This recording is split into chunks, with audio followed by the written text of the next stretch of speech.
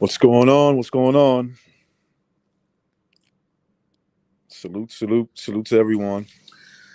Uh, I can hear myself. All right. So I could definitely hear myself. I hope you guys can hear me in the chat. So welcome to another late night. I mean, this one's a little later than usual. I always start around somewhere around 12:30, maybe midnight, anywhere from midnight to 12 o'clock. This one's a little closer to 1 o'clock. Um, there's not that much going on in boxing. I mean, there was some boxing fights over the weekend. You had Joe Smith Jr. Joe Smith Jr. stopping this replacement guy. I don't even know who he is. Never heard of him. I think he stopped him in the ninth round. Um, Basically, he did what he was supposed to do. That's what he's supposed to do to guys of that caliber. Someone that I would have to imagine didn't have that much preparation for the fight. He was a last minute replacement, so I think that was the best he could do. So you got Joe Smith defending his belt. Um, we'll see where he goes from here. Will he fight Beterbiev? Will he fight Canelo? Excuse me, Canelo. Who knows? Who knows who he's going to fight? I see we got a few people in the chat. Let me start with a couple of shout outs. Salute to L Frog. Timothy Figueroa. Iceman. Oh shit, Revolution. Revolution. King Bucho. Is that the real King Bucho or somebody else? Fannin was kicked out of the LDBC by 78. I mean, yeah. I thought that happened a long time ago, but that's between them. We got Adrian Alex Poe. Of course, we got my boy Durden. Salute to Durden. We got Monkey Kung Fu. What's going on, Monkey Kung Fu? Andres Hernandez. Salute. We got Punch Drunk. What's going on, Punch Drunk? I don't know if that's the real Punch Drunk, but salute if it's him. We got Puerto Rican Rum. Salute. We got my man John Gonzalez. Salute.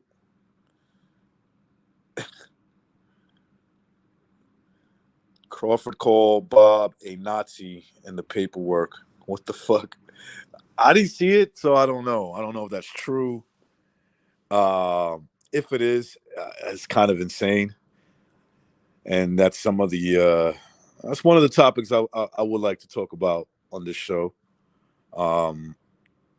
What's going on there with Terrence Crawford? My thought on the whole thing. It's one thing to sue a promoter who's not living up to his obligations in terms of promoting you. It's another of accusing him of not living up to those obligations that a promoter and a fighter would have, whatever was on contract, because of his race. I would say, if there's any proof of that, I would like to see it. I'm not going to take a man's word. He might be a little salty and just looking for whatever kind of sympathy he can get. But if he does provide evidence that, a promoter was sabotaging his career, not living up to his obligations because, specifically due to his race, then I would say that's wrong.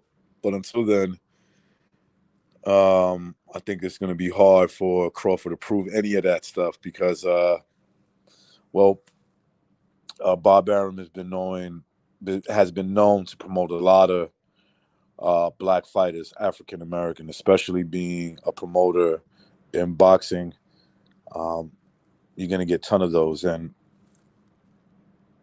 the name of the game to being a promoter is to make the most money you can possibly make. So yeah, I would definitely like to see some evidence suggesting that Bob Arum is racist. And I don't think you could sue anybody for their feelings. Um, Maybe you can sue them if they're not living up to their obligations as a promoter because of the individual's, race, the way he looks.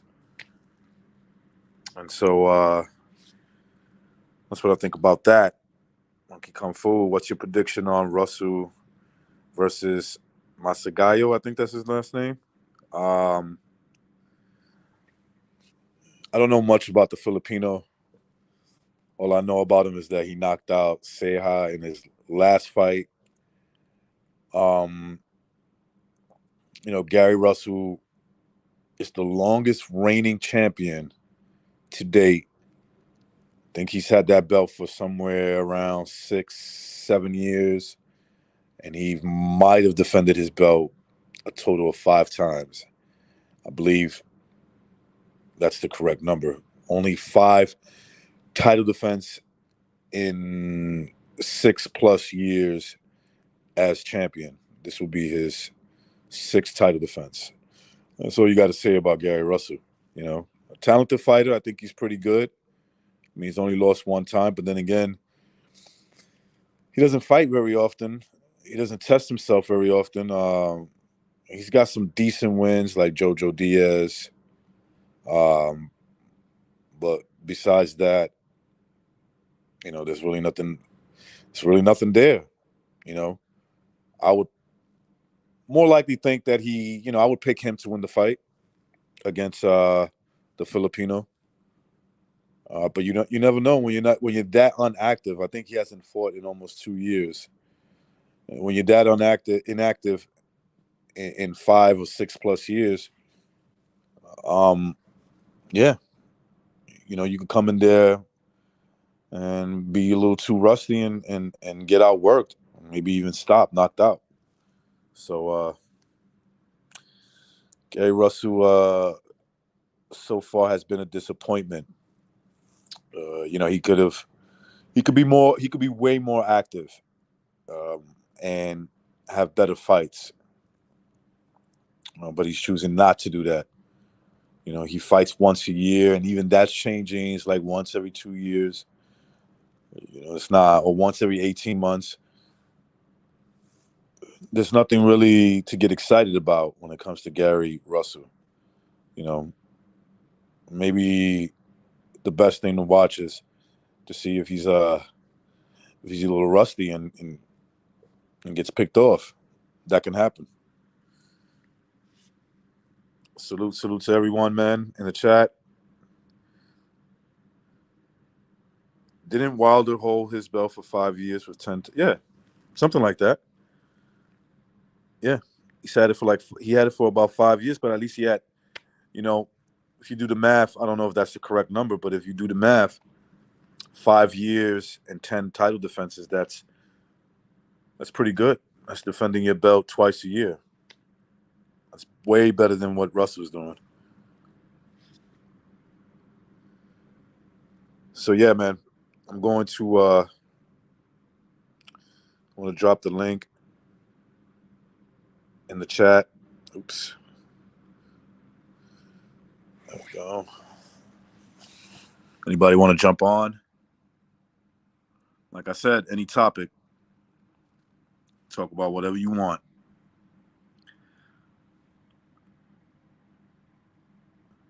And that is the link. Open panel, open topic. Like I said, boxing is a little dead. It'll start picking up somewhere around March, I'll say. There'll be more fights that'll be signed and fights to look forward to. Hopefully, hopefully that these fights get done. You got Kambosos maybe fighting Devin Haney or Lomachenko. I think more likely is going to be Devin Haney. Let's see. If it doesn't, I think Lomachenko will step in there and fight him wherever. Basically wherever.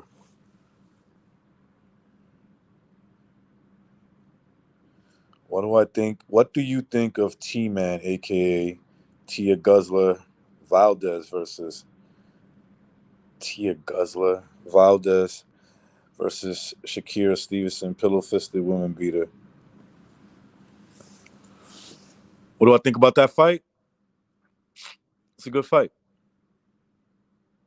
It's a good fight. I probably would say, put your money on Stevenson. Yeah, I would put my money on him. Think he would beat him.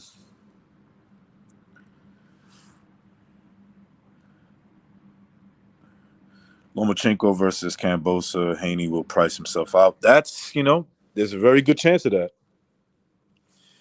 Very good chance of that. Then it all comes down to, I think, if Kambosos wants that fight in Australia. If he wants that fight there, there's a lot of stuff going on with that thing that's going around, and there's a lot of restrictions there. So that can play a big part too. We've seen it in tennis. I know you guys don't follow. I know a lot of guys don't follow tennis, but I don't either. But there's a certain player that I think he was kicked out of that country because he won't follow certain rules.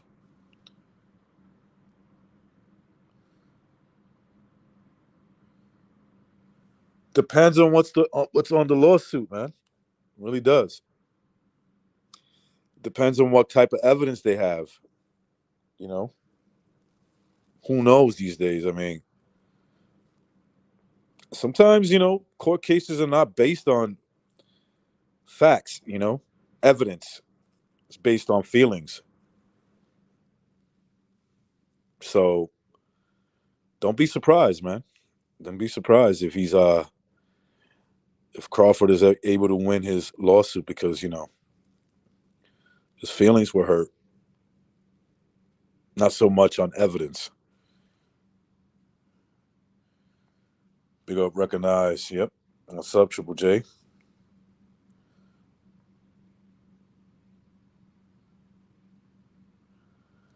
If I'm Loma, I will let Kambosos versus Haney fight, then face the winner.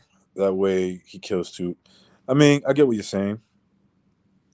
I get what you're saying, but there's a good chance that might, let's say if Haney wins, that could be Haney's last time fighting at 135 pounds.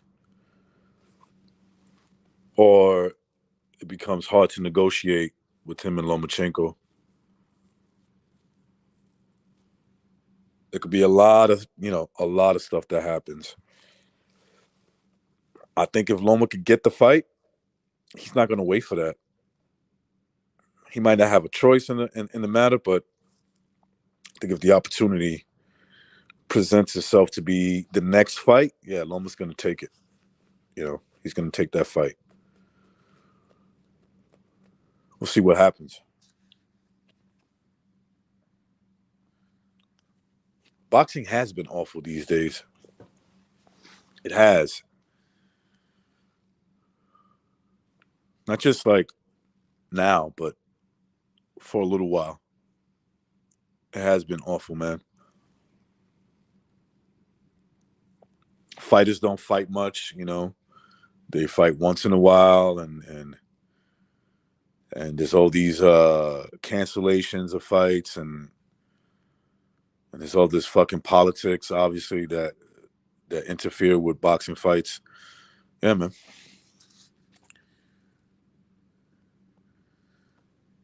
Did you hear that negotiations have started for Inoue and Donaire rematch in April in Japan. Nope, I didn't hear that. I didn't hear that. I'm not surprised if that's true. I'm not surprised at all, man. You know,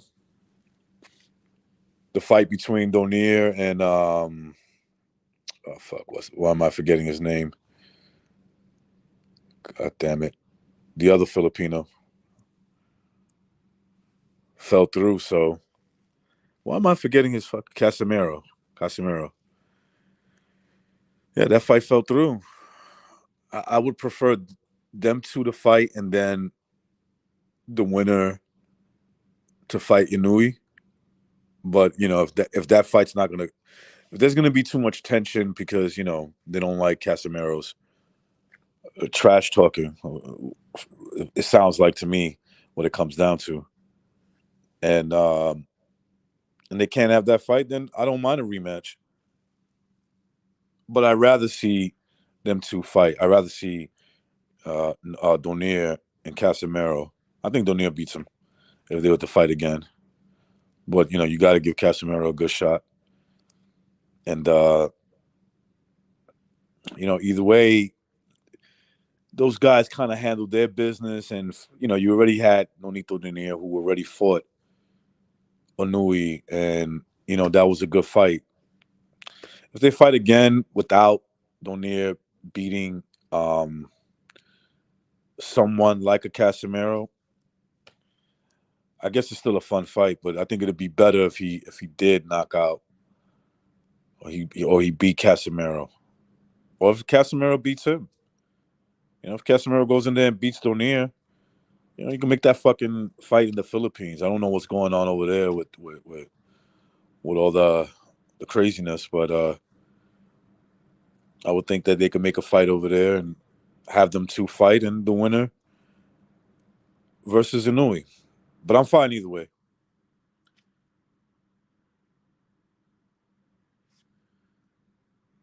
Yeah, maybe.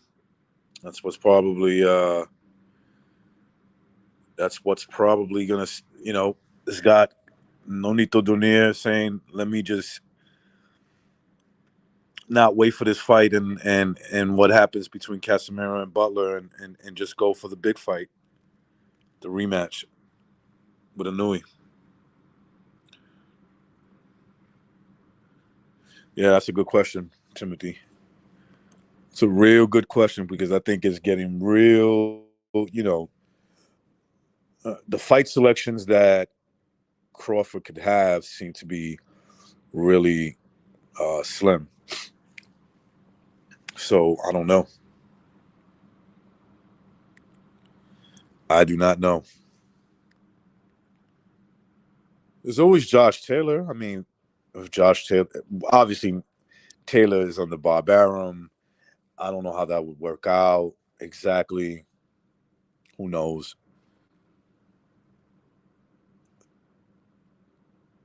But I think it's getting tough for Terrence, man. He might have to. Obviously, he's not going to have a relationship with Bob Arum. He's going to have a relationship with someone. And I guess the best fight he can have is still Errol Spence.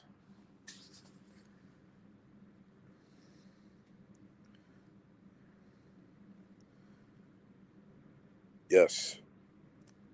Donaire is 40, bro.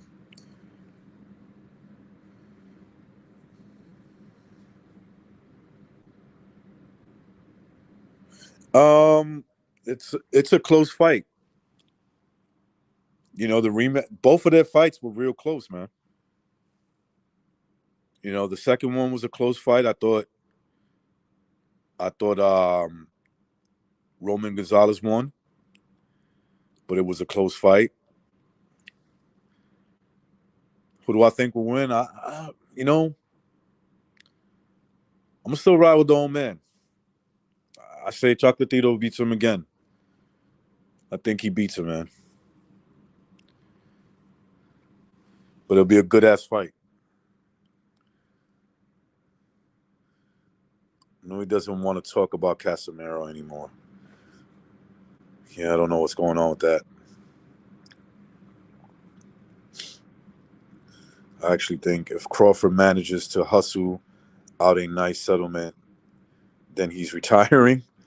I mean, that would be sad if he retires for him because he really can't call himself one of the best of this generation without, having fought some of the people in his generation. Guys like, there's Ugas, there's Spence, there's Danny Garcia.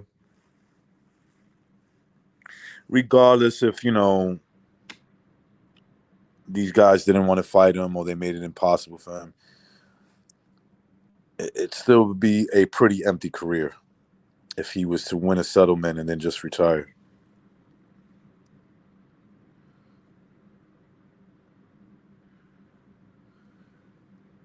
Yeah, man. Well, he's getting older and he seems to be a bit difficult, and I'm sure suing a promoter doesn't help either. I'm pretty sure of that. Imagine you're an employer and you're going to hire a guy that's really skilled at whatever business you got, but he has a reputation of suing the employer. A pretty notable guy, that you've never known for some of the accusations that are being thrown by a guy you're thinking about hiring, investing money in.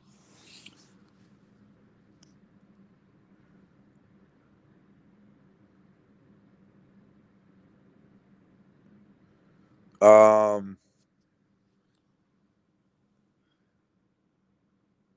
Eddie Hearn. That's what I think he was signed with.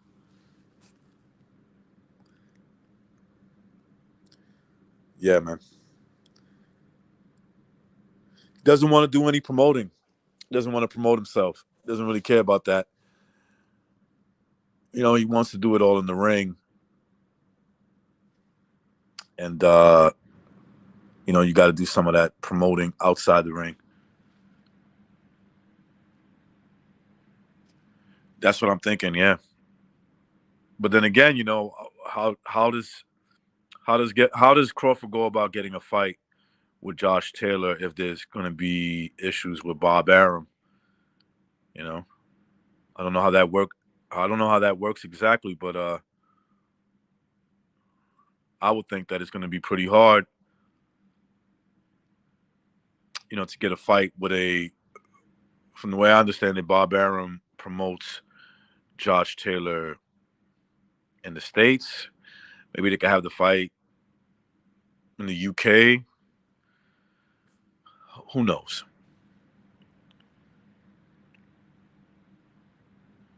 Yeah, Danny Garcia. Danny Garcia in late 2020. I think it was December. So you're talking about a guy who hasn't fought in over a year.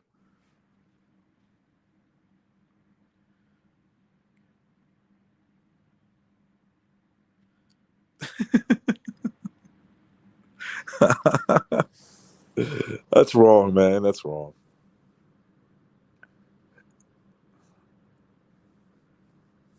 Yeah, I don't know, man. Yeah, Casimiro seems to be a bit of a shit talker. I don't know, a bit of a guy who doesn't take things seriously and maybe a bad attitude. But I still say handle your business with him in the ring if you're Nonito Donaire. I didn't like that whole, well, you're talking shit to me and my wife, and therefore there's no fight.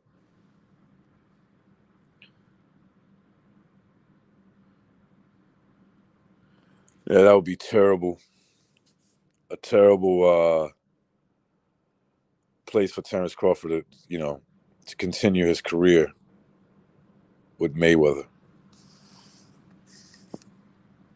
Yes, it would. It would be a good fight.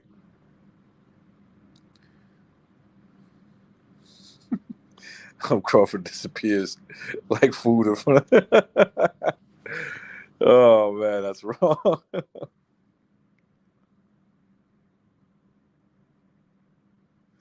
Man, you guys are harsh towards his wife, man. God damn. Crawford is signing the Golden Corral. Confirmed. Yeah. Damn, man. I think he said he would fight him. I think he said, yeah, that he would. He doesn't care whether he's ready, now or tomorrow. He wants to take that fight. I think it was something like that. You know. Well, I mean, if he goes to the zone, Crawford's at that point of his career where those fights are dangerous for him. Yeah, I know he hasn't taken much punishment, and boxing is a lot different than yesteryears. But he's still 34 years old, and that is a dangerous fight for him if he takes it. If he was to take it, if he was to go and let's say sign with the zone, sign up his own deal, and if he's willing to take that fight.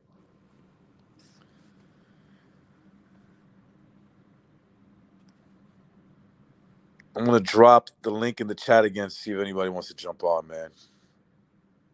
All right, see if anybody wants to jump on, man. Talk about whatever they want to talk about.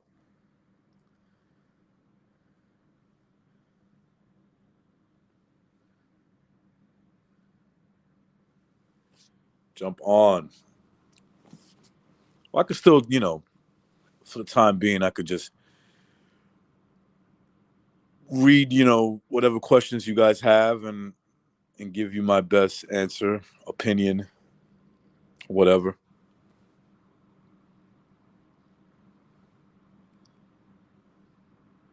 Maybe a friction is. I've heard that, man. I've heard people bring that up. Who knows, man? Maybe he's just interested in like a couple of fights and that's it. You know? Maybe he just wants a couple of fights,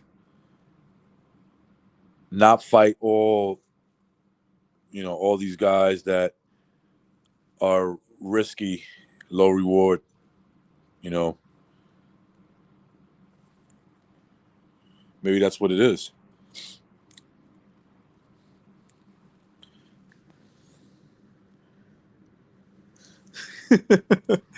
Makabu. Yeah. No, Makabu has to fight some guy that I think he's gonna fight him for the second time, if I'm not mistaken. But he is basically a guy that Usyk beat. I think he beat him on HBO too. Um, he's another African guy too. So that fight's not gonna happen next.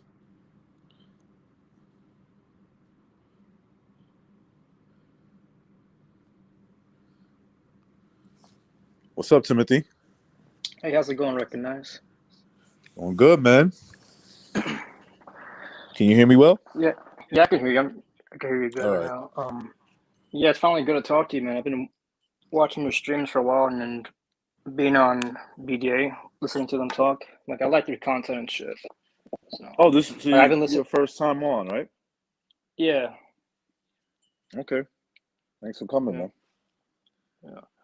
So, I mean, with the whole Crawford situation, mainly, personally, I think it's just a bunch of bullshit. Um, I don't think he might be racist, but it's like, I don't know what he's done to show that he is a racist. I don't think he's a racist or anything like that.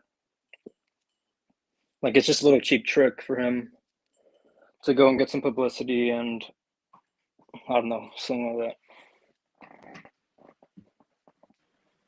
Yeah, that's what I think too, man. I think that Crawford's a bit desperate, man. That's what I think. And that. Yeah, I maybe he mean, really wants out. Maybe he really wants out of that. Maybe he doesn't want to work with Bob Barum, and this is his way of saying this is why I don't want to work with him. Because the whole racist accusation, I mean, you're gonna have to, you're gonna.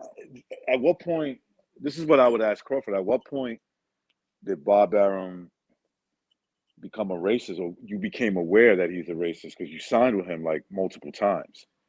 Yeah. I mean, I thought he Right. was. I was under the impression that he was already a free agent. Like I thought he was already out of contract with Top Rank because I think after the Porter fight, he mentioned how they're going to go their separate ways and operate on a fight basis.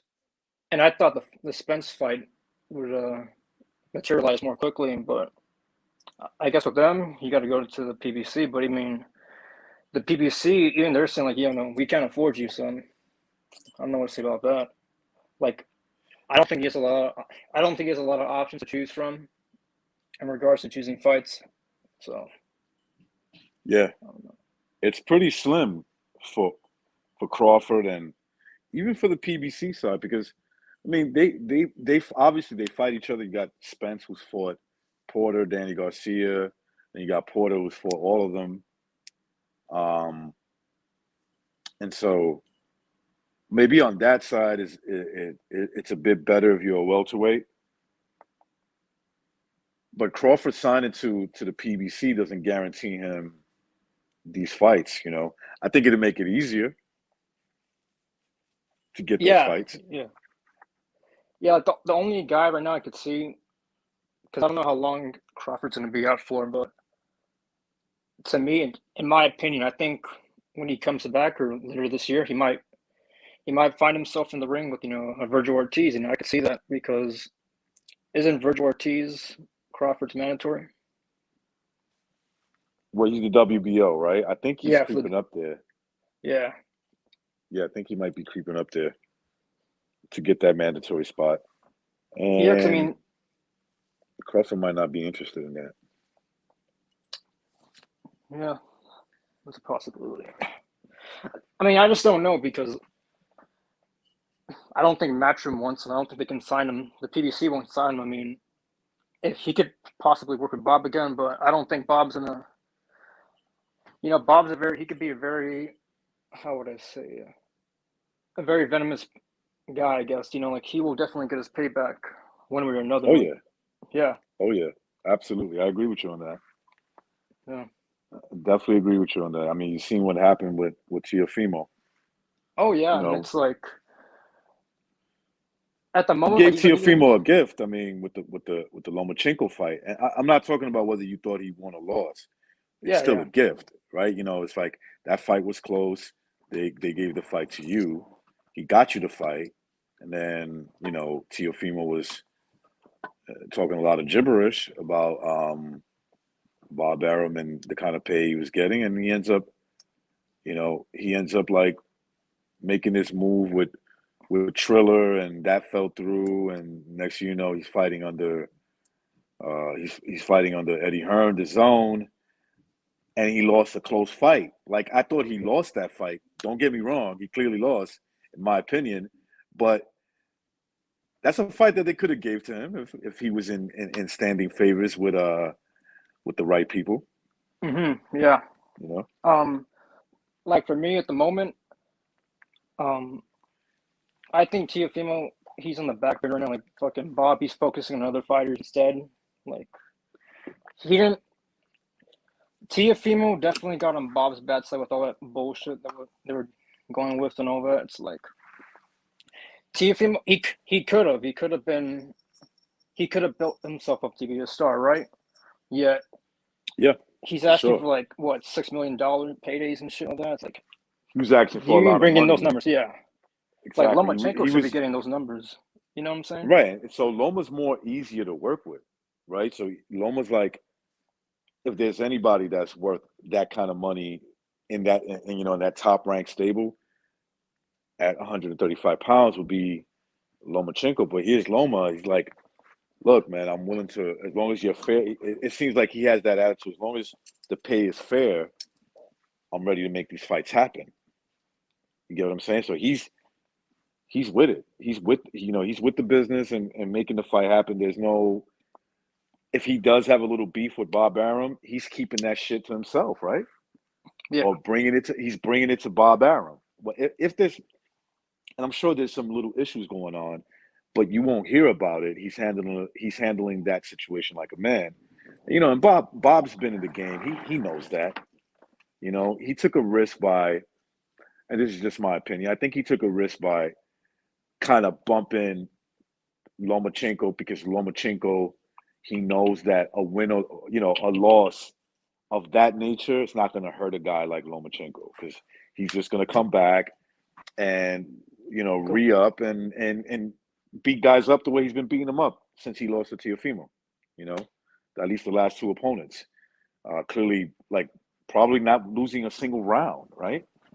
Since his loss to Lopez, and I think Bob might have taken a big risk with that, and it kind of smacked him in the face that Teofimo is not really the guy you want him to be, and now you got Crawford, who's an aging star, and that's another thing that Crawford might find a lot of problems with is that he is an aging star. He's, if I'm not mistaken, 34.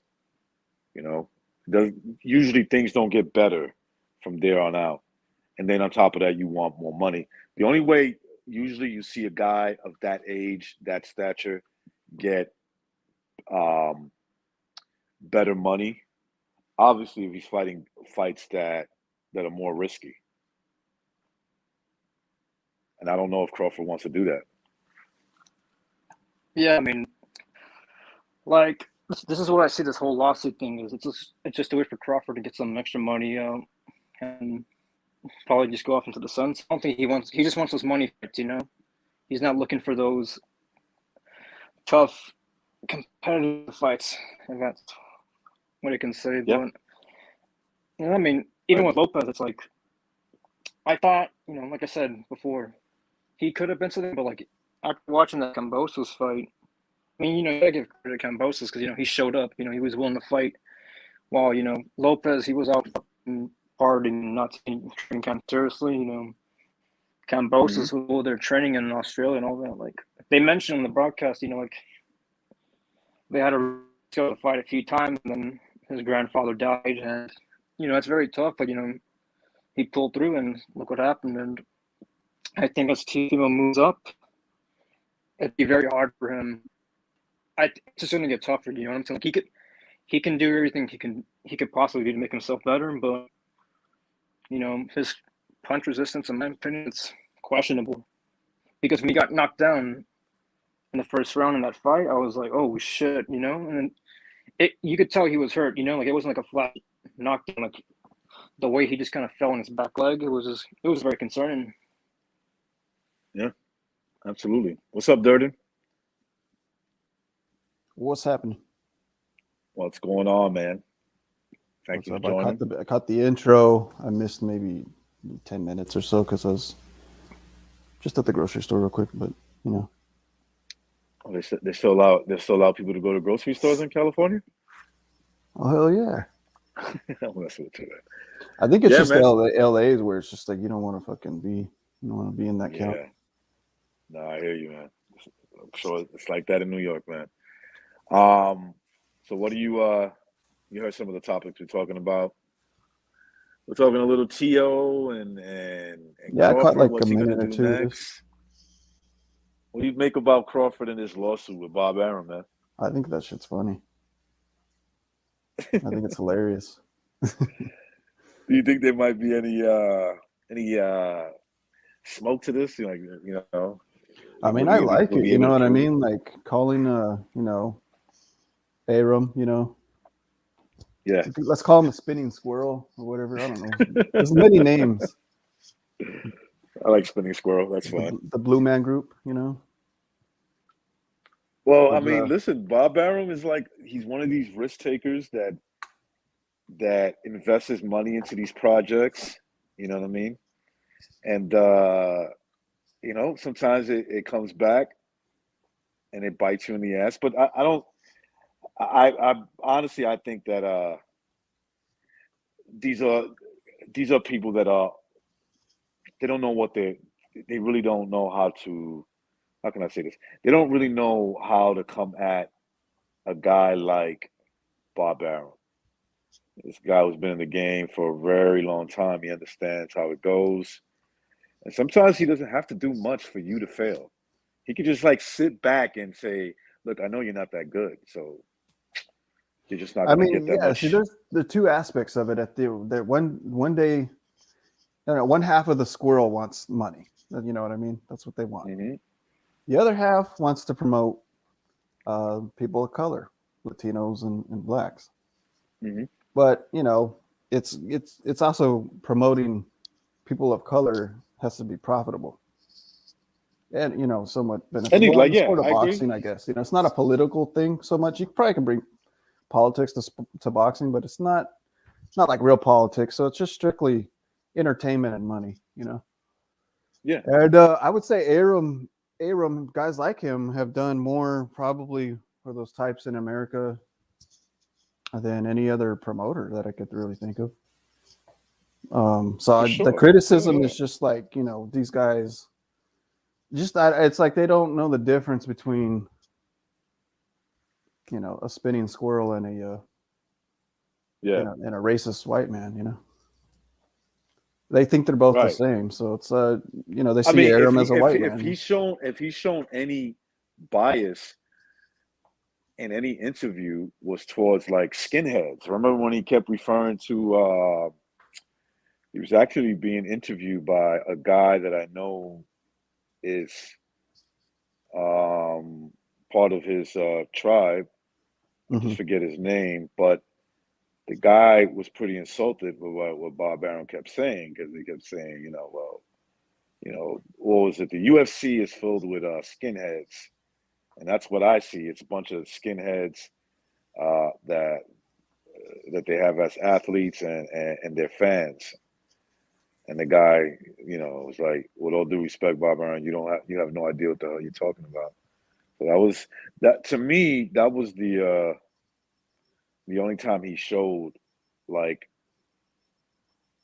straight out racism, if you want to call it that. I think that's what it is. If you're gonna call one thing racist, then you have to call it like it is. And that's the only time I've ever seen him go on a bit of a racial tirade. I've never heard him say anything bad about black fighters. Now, that doesn't mean that he didn't say it. Maybe, I don't know. Maybe Bob Arum has talked a little too loosely in front of Terrence Crawford, and maybe he even used the word like, it's hard selling fights with you ends. I don't know if Maybe he that said that. I Maybe he just said think it it's like a that. I don't personal know. thing with Crawford. I think like the Well, guy's Crawford just is like boring, though. you're He's a not promoting boring yourself. person. Yeah, that's what I mean. Like, he's pretty exciting in the ring, but he's a boring, personality. He is. What can you say, Crawford? What? How would you describe Crawford? Right? Like, what kind of individual Like, is how he? does he not understand that, especially Bob and his people are, all about showbiz, and they know, and they're masters at what sells in this entertainment business. So Especially Bob Arum, who's been doing it for been like doing 50 this, years. yeah. I mean, Yeah. the thing is, like, he promoted. Okay, here's the thing. I don't know. I'm not trying to change the subject, but he promoted Muhammad Ali, Yeah. and what the fuck was like? Oh yeah, I would say Muhammad Ali was like the first. I've been trolling people with this. He's the first Jake Paul. Not that Jake Paul's as good as him, right? But to Hmm. me, it's like the Jake Paul first. The first guy to like troll people before in press conferences and up building up the fight. He was like the guy that would like do a lot of weird trolling. Pretty much, he'd go to your gym and fuck with you, like with Sonny Liston Right. and stuff. He was like fucking with them and Yep. like all of them, like the whole. Yeah, I mean, just the whole thing. Like, he was the first to really do it, and Bob was like right there. So I think I think he knows how to hype up people if you really want to get yourself hyped up. But Crawford, it's almost like he's sabotaging his own career, and then it's just really strange that he's blaming it on the guy who knows how to hype up people more than anyone. And from the way I understand it, he's at least guarantee money, he's the highest paid welterweight, right? Like guarantee money, like he gets something like $4 million, three I've to heard four that million. number. Yeah. And then his last fight with Porter, I think his guarantee was 6 million. Not 100% sure on that. And then there was like some pay-per-view incentives if they, how much they sell, all that shit. You know how that works. So I feel I like think it's a Top Rank weak threw. accusation. I think it's a weak accusation. Go ahead. I think they threw Pacquiao under the bus to promote Crawford's name. Oh, I of think, course they in my did. opinion, Yeah, and I absolutely. don't think Crawford realizes that shit. It's like, dude, they sacrificed one of the people's champs, all-time greatest people's champs in the sport, and for you, dude, and you did nothing with it. Absolutely. That whole Jeff Horn thing, you know? That was all protection plan to protect Crawford, I think. And even before that, they were promoting the hell out of this guy. I didn't know who the fuck he was when he first came into the scene. I was like, oh shit, like, Top Rank was Crawford, yeah. Crawford this, Crawford that. That's their guy. So it's nothing but Crawford's fault that he's not selling fights, He needs to do something crazy, dude. I don't know. I mean, we all know who Jake Paul is, and he's not Maybe that's what he's a doing right talented now. Maybe, boxer. maybe the accusation, yeah. Yeah, but this is like a cheesy Yeah, it is. way to get publicity. It makes him look worse. It makes him look like more like a bitch than he already kind of was. I didn't really look into this, but Jimmy, Jimmy from BBA, right? Boston Jimmy. Boston Jimmy. Got a lot of hot. Well, MXBC's got a Jimmy, I think, from I think Massachusetts too. So it's kind of. It's just arsehole. His But is like yeah, a that heavy guy. accent. Yeah. Yeah, they got like the heaviest accent. The more north you go in the East Coast, the more heavier that accent gets. Mhm. But he I don't know, he was saying that part of the accusation from Terrence Crawford, and I'm trying to get this from Jimmy. I want to say it the right or right as possible, the way he put it, the way he said it.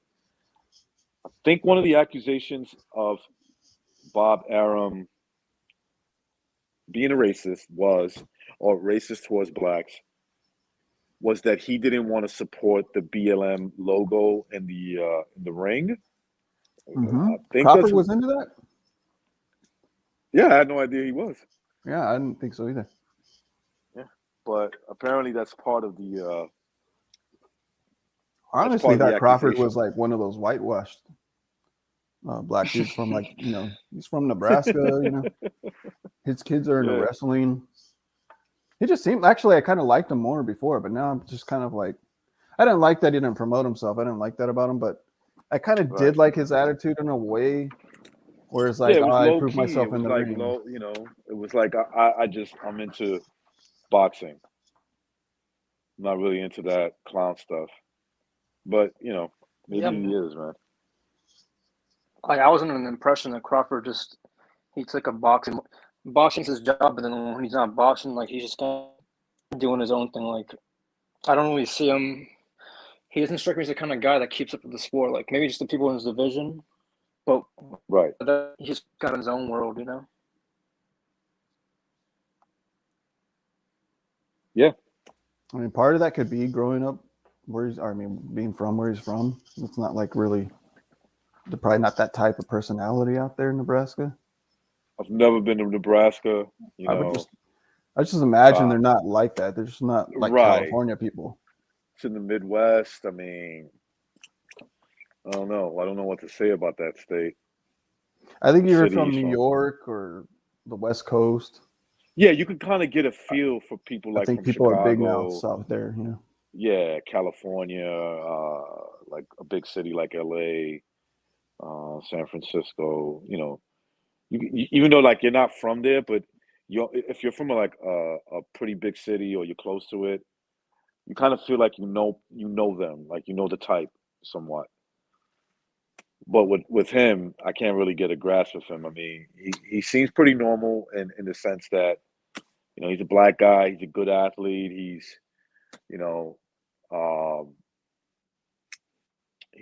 I would say he's definitely a skilled fighter.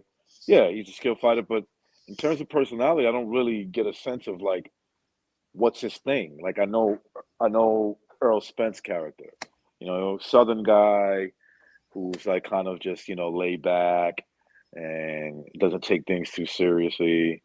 and look at my shine, and that type of stuff. And yeah, and the only reason that guy kind of sells is, I think, just because the LWC fucking they promoted about him, I him, think, yeah. more than anything. Like, And that's the thing, like, well, at least when it comes to like fandomhood on the internet, which is probably the main source of getting fans these days. These people were against Crawford. So they really didn't like him, and they still talk shit about him from what I can see, even though he's playing the game, right? he's getting his street cred back, or but I still hear people, some of the main people, like, that's not fuck enough. him, yeah, fuck him. He knew what he was getting himself into. I think it's interesting, dude. I heard Shakur Stevenson supported him, and he's also top rank. Yeah, of course. Yeah. But I mean, they're fucking with Bob. Like, Bob, that guy will figure out a way to get rid of you and make money off someone else. I know the guy's old and shit. He probably don't care as much. But I mean, he doesn't need anyone really. It doesn't matter what race they are. He'll make a star out of somebody. I mean, look what he's doing with fucking Nico Ali Walsh or whatever. You know what I mean? Like Nico Ali Walsh. Whoa. It's like it's the only reason he's promoting the guys, because it's Ali's grandson. But it's like, the dude's okay, but he's no. Bob Arum wouldn't pay attention to that guy. Nah. If he didn't have like some type of attachment to Muhammad Ali, he wouldn't. This guy would be nobody.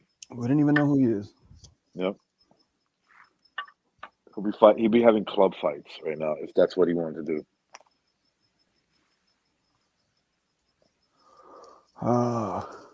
Bob Arum. Good old Bob. And I guess it was Muhammad Ali's birthday. Yeah, that was well, I guess on the East Coast that was yesterday. Yeah. Technically. It was Martin Luther King Jr. Day. Right. So that was today too. I know that because my kids were off. I'm not going to get into that, but like fucking Muhammad Ali though, like I'm telling you, dude, I call him the first Jake Paul, dude, and I can already tell people like, I try to explain to people, like, the guy was just sold really well or something, like he's just a character. Yeah, they were good. They were good for their time, right? But like if you think about it, they weren't the best. He wasn't the best heavyweight of his era. I just don't believe he was. I think he's got some victories that were probably where he was the underdog, and it's something to, I guess, admire. But then if you look at the fine print, like you could say Sonny Liston possibly took a dive, maybe. That second fight for sure. I could see that. Even with Frazier, he didn't like clearly. Even the fight that he never gave him against Frazier. He never clearly beat him. He legit lost against Frazier the first time, right? Yeah, the first time he clearly lost. You could say he lost 9 rounds, 8 to 9 rounds, and then got knocked down and his jaw broken. Yeah, he clearly lost that fight. It was a good fight. Yeah, even the other ones, I think the Thrilla and Manila, I think both were on the verge of quitting. It's just Frazier quit before he did. Yep. Muhammad Ali said that too, right? Yeah, so I mean, a lot of people rub, we beat Frazier. No, it's like, not really. And then with Foreman was sick, from what I understand. He had food poisoning. I think his fucking dog died. Who? George Foreman's, because I think he would bring his dog. That's on him for being stupid like that. But yeah. I mean, what would brought his dog to Africa, and the dog got all sick or something. And then like he got all sick too. Like, so he wasn't even. He didn't want to. I think that's why he wanted to knock him out real quick. He just want to get the fuck out of there. Yep. He didn't want to go 12 rounds or whatever, or 15 rounds. He wanted to just get in and get out. And then he realized, shit, like I don't have it. I think he just gave up.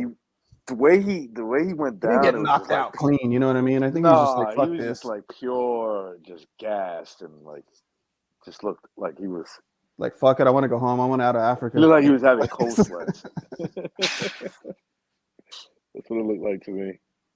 And that wouldn't surprise me considering they went to Africa. Don King's probably an idiot and doesn't know how to take care of his fighters No. or whatever. No, And and Don King probably liked that Muhammad Ali won. Think about it, right? Muhammad Ali winning in Africa, just the whole, that whole dynamic there. And so it's like, I think yeah, Foreman was like AK like supposedly ducking Ali. That was like the thing. And Foreman's like, fuck it, I don't need to fight that guy. But like Don King was just like, all right, man, I'll give you an offer you can't refuse, bro. I'll give you you got to do this. And I think like he's just like, all right, fuck it, let's go to Africa, kick this fucking guy's ass. But it just didn't work out for Foreman. So, anyways, like Ali's career wasn't. I think Ken Norton beat him. I think he did. I got to double check that, but Ken Norton beat him in the first fight. I think Shavers beat him. I'm not sure though. Maybe he beat her. No, Shavers. I'm not sure. He got an official. No, he beat Shaver. I think he beat him decision. I don't think he knocked him out. I think I'm not 100% sure. Mm-hmm. Ken Norton beat him in the first fight. Arguably beat him in the second fight too. Mm-hmm. But they gave it to Muhammad Ali. The third fight was another close one, man. That could have went either way. So like the greats in his division, he struggled against. He beat like decent talent, but not the top guys. So to call him the greatest and all that, he's the greatest at promoting the sport and himself, I would say. And just as an iconic figure outside of the sport, he's just a very charismatic dude. Yeah, which is cool for itself. But like when it comes to in the ring, like come on, guys, like the guy. I think there's been better heavyweights than him. Like you can run off his accomplishments, and I would agree, they're pretty impressive, right? But in terms of like you said, like when he got in there with guys that were like on the level, he struggled with those dudes, and that's what you would expect anyway from even from a lot of the greats. But like, yeah, I've seen better talent than him in the ring.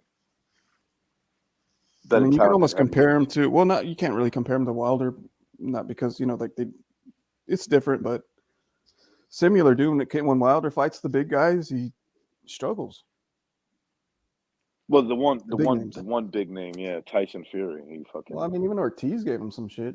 Yeah, Ortiz did give him problems until he knocked him out. Yeah, that's not even like really a top 10 heavyweight if you really think about it.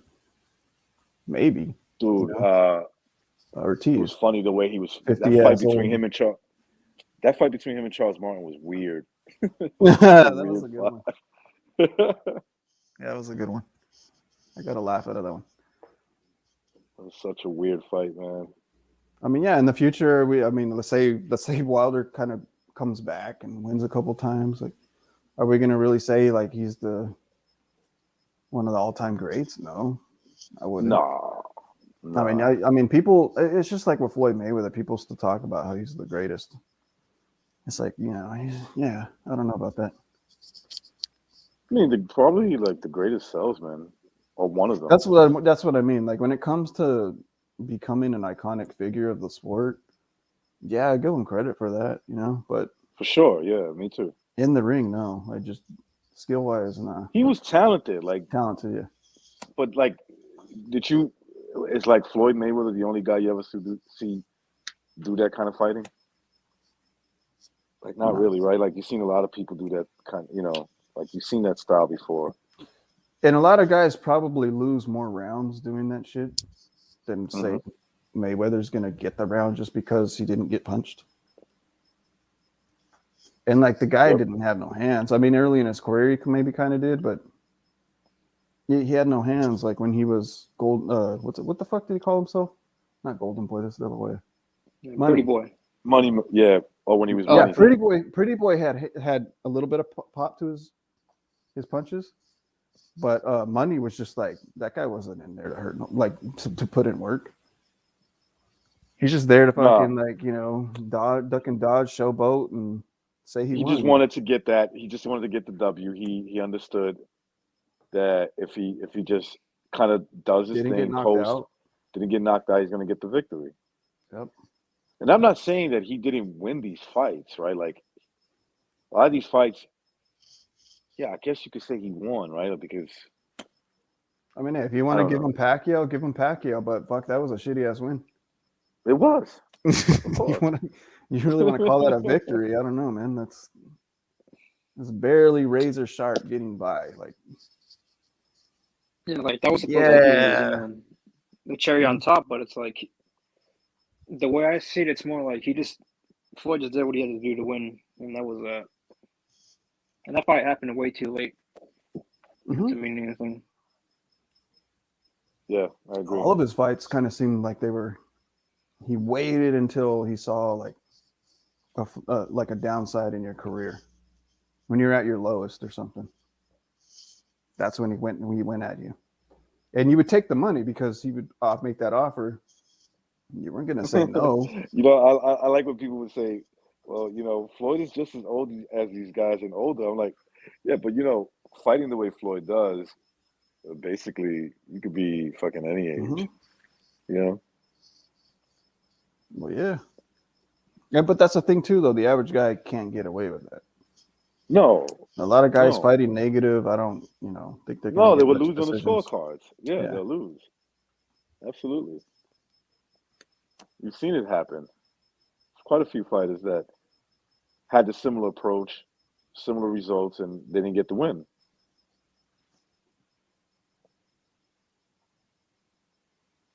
Yep. My kids can't eat legacy. I have to promote. Yeah, I man. saw Joe Smith Jr. calling out Canelo. I kind of like it. I could see that fight happening next, bro. I really could. I could see that. Don't sleep on that selection right there. I think Joe Smith needs it or deserves it.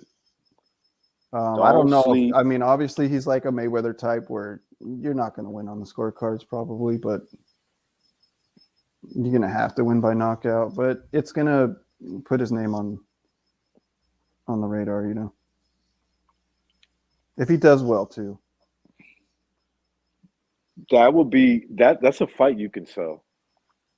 You can sell that fight. You got the hard working Rocky type, fighter in Joe Smith.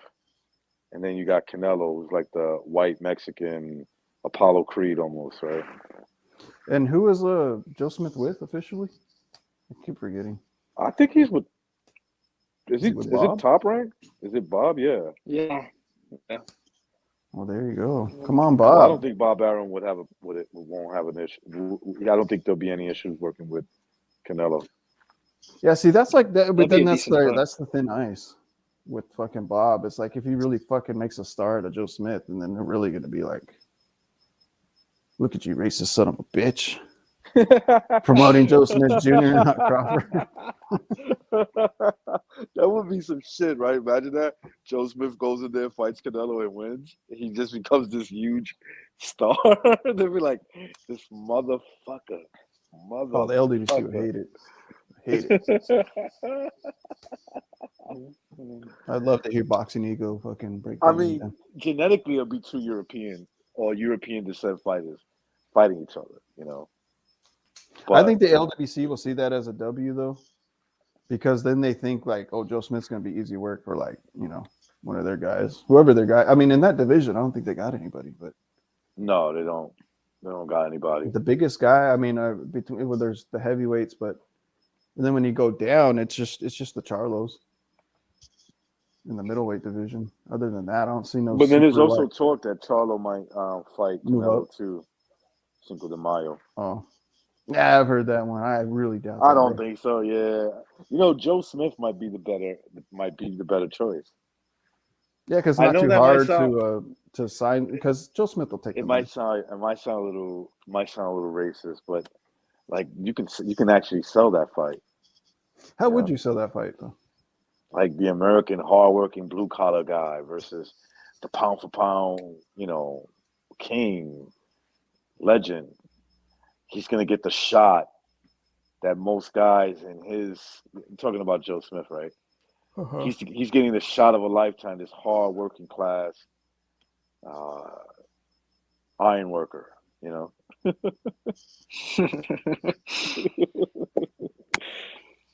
You can sell it. I'm telling you. Then it's on Cinco de Yeah. Mayo. You know, and what if the fight turns out to be really good? You know, Yeah, it turns it out to could. be a good fight. I think it'd be a good fight. You know, I mean, I don't know. I wouldn't give Smith too have a chance of winning, but I mean, he does have power. You know, he can hit hard. So Do you ever see his shoulders, man? yeah, Yo, he's got some huge shoulders, man. yeah. It's like the shoulders of a guy even bigger than what Joe Smith really is. You guys been Joe watching Smith looks Euphoria on huge. HBO? What is it? You guys watch Euphoria? Nah. No. I know I was gonna say it it kind of good? reminds me of Fez, but like a buffed out Fez. Fez is like this white guy that sells drugs in the show, but I don't know. Anyways, if you guys don't watch Euphoria? it, yeah, you guys don't watch it, you're not gonna get what I'm talking No, about. I've seen the commercials. Like I got that HBO Max shit. Yeah. Bro, that shit's fucking. They had a new episode last night, and that shit was straight up pornography, bro. Yeah. Straight up, bro. It's supposed to be like high HBO school has gone. kids. It's just like, what the fuck? They're all doing drugs and fucking all the time. It's kind of like, I don't remember high school being like that, bro. I'll tell you that. It wasn't that lit. It wasn't that cool. Yeah, that was high Oh, school they for were- me a few years back. They were at like this party in the first episode, and like, there's people like fucking smoking weed on the rooftop of this fool's pad. And I'm like, fuck no, not even like where I live in the ghetto spots. Like the cops would be fucking all over that shit. Be fucking like telling these kids there's all these drugs in the fucking house, like underage drinking.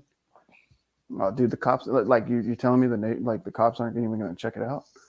There's people making mad noise in the middle of the night, fucking screaming on the roof. Well, the cops said they might not do anything. Yeah, I don't know. I guess. But I yeah, in our guess. time, like, you know, I could remember, yeah, they would fuck with you. Like, what are you doing? What are you doing coming out of that building? You gotta like make a run for it, or Well, like in Oxnard and stuff, like you could throw house parties and it would last a little bit, but as soon as it got real crazy, fuck, dude, they fucking would raid that place. They wouldn't necessarily arrest you; they just tell you to get the fuck out. Like go home. I bet you Fernando Vargas in his 30s was getting caught in these high school parties. Oh, he He was looks young like the though, type- dude. When he was young, I mean, I've told you this story before, but Yeah, he used he to gets used to in get fights jumped and, and shit Yeah. You told me like they would jump him out there, right? They were like, "Yo, because he would go in there popping off, and then like we don't care if you're a boxer, dude, that's so Kick your ass. believable too. That's so believable because, like, he has that cholo attitude, right? And then like you're in California. California is definitely the place where people don't give a fuck who you are. They'll jump. I mean, let's be honest. They'll kill you. Mhm. But at least, at the very least, they'll jump you. You know, they'll fuck you up. Yeah, when it comes to like, especially Mexicans from where I'm from, they love showing off in front of the women. So Yeah, if your group looks fucking more alpha than that group, then there's gonna You be know. some problems. it might be a fight. You know, someone's gonna try to punk somebody. You know, and Yeah. if that person stands up for himself, it escalates. Yep. But I don't know for sure, but it's just all the stories I heard was like the dude would kind of talk a lot of shit, and then Dude, he did it in they he get did it in jumped or like something. in I big heard it settings. was like raves that he would go to. He was kind of a raver. That's why he had like the weird hair. Hairdo. That was big back Yeah. then. Like the rebels and the raving in Oxnard was kind of a big deal. So wearing like glittery shirts and then bleaching your hair, your bangs and shit, like that was like a kind of gay, but that was kind of the thing. Dude, but his boxing career was pretty. His boxing career, like in terms of resume, was pretty fucking unbelievable. If you compared it today, and you said like you gave the age, Mhm. he did it, you'd be like, damn, he'll be like pound for pound top 3 at least. Not You know, it'd be number like a one. fantasy matchup that would be kind of cool. Is Prime Fernando Vargas versus like Jaime Munguia right now? Prime like a Fernando Vargas, Jaime Aztec Jaime Warrior Munguia. versus fucking Jaime Munguia. I'm gonna shock you with this one, but I say Fernando beats him. He probably would because he's got the power. Yeah. Yeah. I don't think he'll knock Munguia out. I think he'll beat him on the scorecards. Hmm. Yeah. He might knock him out. Who Hey, knows? But Jordan. Yeah. Hey, how ghetto was Oxnard? Anyways, because I remember back, well, not back in the, I mean, I wasn't around when Vargas was really fighting, but he'd always talk shit like, oh, I'm from the hood, all that, and then especially with Oscar, he kind of referred him as a fake Mexican, but I mean, East LA, and it's a pretty tough town too. Like, how ghetto was Oxnard compared to East LA?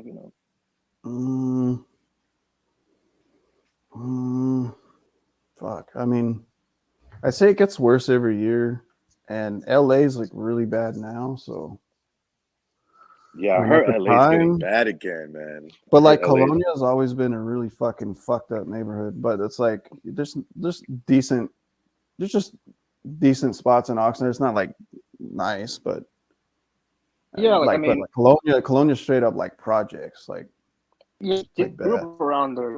That was where that boxing gym was, the Laconia gym. I think It was started but it's there, like- but they moved Yeah. eventually to when they got more money, of course. But Yeah, they moved to Riverside. well, even before that, they bought like a pretty nice. They started building a lot of new industrial buildings around the area, and like people started. That's when like MMA got started getting big around here too. Like a lot of people started doing MMA, but the boxing gyms were kind of still going, and I think Igis Klimas ended up buying that very gym to this day, and Yeah. I think he uses it for his boys. For Lomachenko, that's why they live at Oxnard now, because they traded that gym, but it's actually a nice, pretty big gym.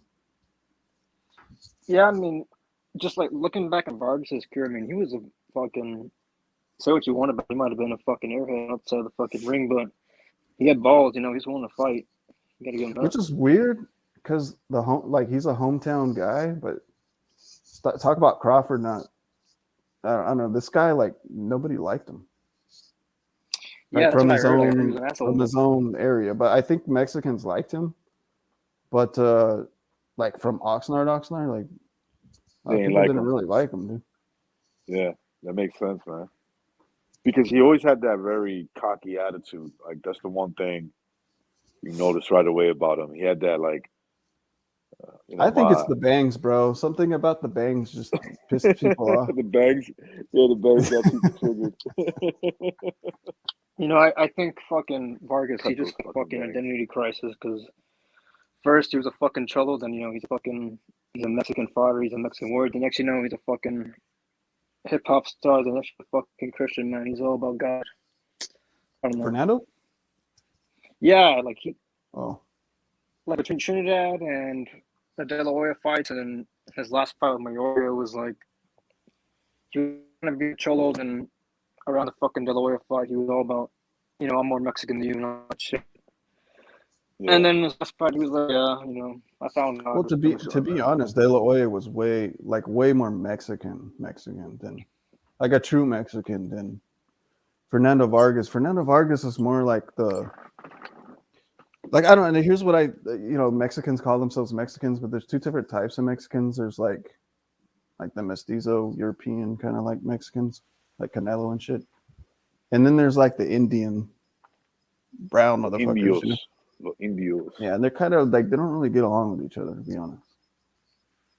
Yeah, there's always like a little infighting. I think that happens in a lot of these Spanish-speaking countries. I guess you could say. And Puerto Rico's like that too, man. Believe it or not. Not maybe not as bad as Mexico, but like there are some people that dark skin, light skin. They play that stupid game. They'll make at least when we're like talking shit to each other, like even in a fun way. Be like, oh, el blanquito, el blanco. He thinks he's all that, shit like that. Yeah, there's like a mixture of it too. But yeah, I would just say like De La Hoya was like actually the Mexican Chicano community liked him. Yeah, he's from East LA. I mean, like everybody knows East LA. I didn't really know Yeah. Oxnard until like Fernando Vargas,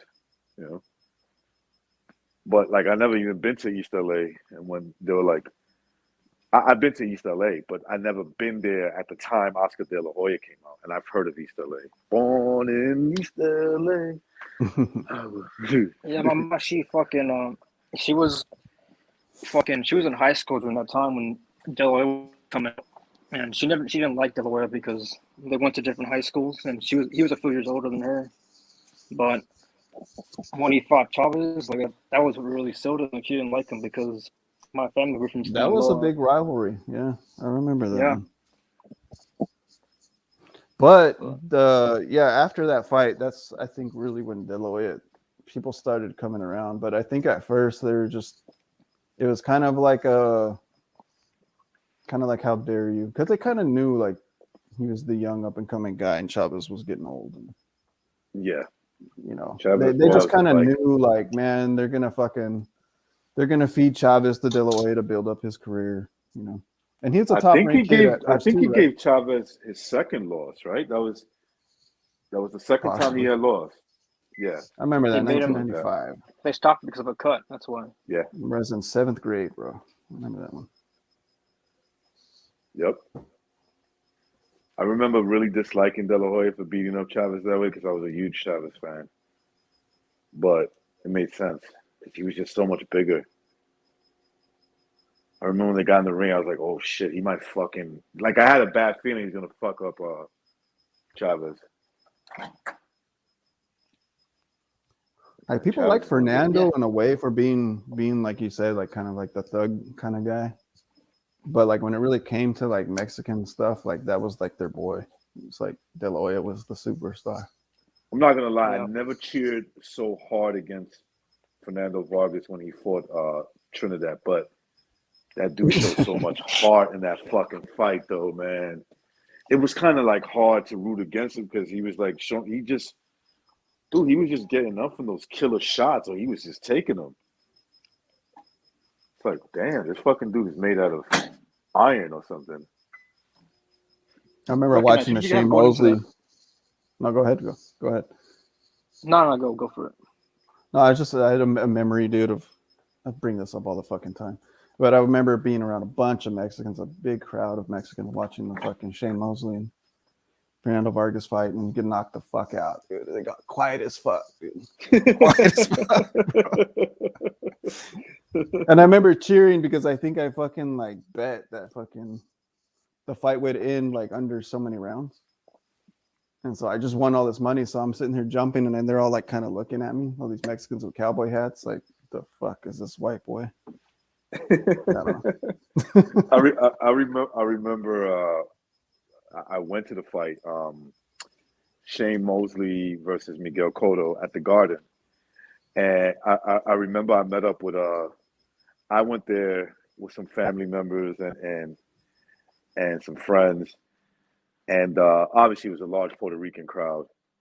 But my boy, a black dude, he just loves boxing. I see him, so he's texting me. He's texting me while the fight's happening. He's like, I feel like if I said, let's go Shane, I'm going to get lynched. And I was just laughing. I was like, you should do it. Just say, fuck it. Let's go Shane. Let's go. And so these dudes, they were black dudes, African-American. And they started cheering for Sugar Shane Mosley real loud. And everybody just booing them. Boo, fuck you. He's a faggot, this and this and that. I'm like, dude, you would never say that to Shane Mosley's face. You wouldn't call him a faggot. Stop it. Pretty sure they said worse than that, man. Oh, yeah. For sure, bro. For some of these dudes, I'm like, especially Mexicans, one-on-one. man. I don't know if you're talking about Mexicans, but like Mexicans, I don't think they know what racism are crazy, is. Man. Mexicans I think are racism crazy. is like normal. Dude, I went to Vegas a couple of times to watch some fights. The Mexicans over there, they're crazy, bro. They wear the fucking like the hats, the cowboy suits. I'm like really like intrigued. Yeah, there's by different them. types. There's different types. Yeah, they look like they'll kill you, but smoothly. Like you won't even know. You know, you're chilling one day, you thinking you're all that, and some fucking dude comes up to you, says, "Hey, I know you've been feeling a little bit like a man today. I got you where I want you."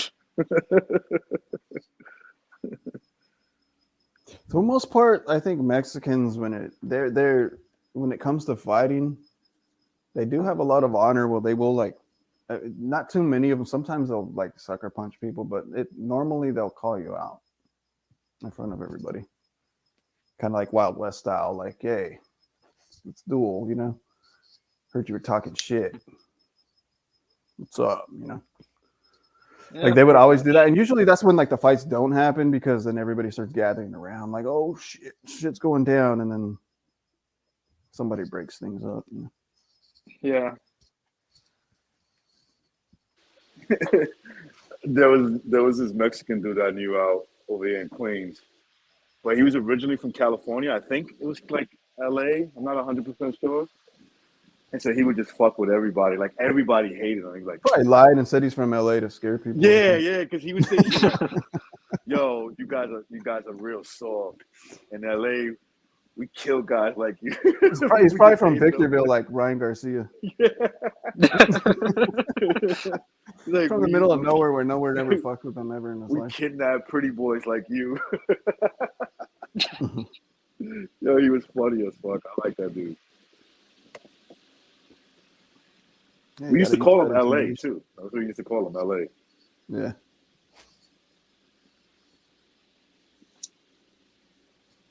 Some reason they used to call me Arizona. I don't fucking know why. I'm not from Arizona. When I first came to New York, they used to call me Florida. Yeah. I used to tell everybody, yeah, because that's, I mean, you know, when they say where you from, I'll be like, yeah, Florida. Like, oh, he's from Florida. This is the Florida guy. You were born in Florida or you born in New York? No, I was born in Puerto Rico. Oh, really? Yeah. How the fuck did you end up in New York? A job or what? Like every Puerto Rican family, they got like family in Florida or New Your York. family brought you there? Yeah, like my grandmother lived out here. A couple of aunts, uncles. Then like my father's side, they all lived out here too. Then my dad moved to Florida like, fuck, I don't even know, like late 70s or something.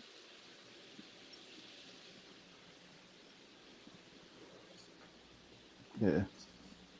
Yeah, I left PR when I was like 13, about 13 years old.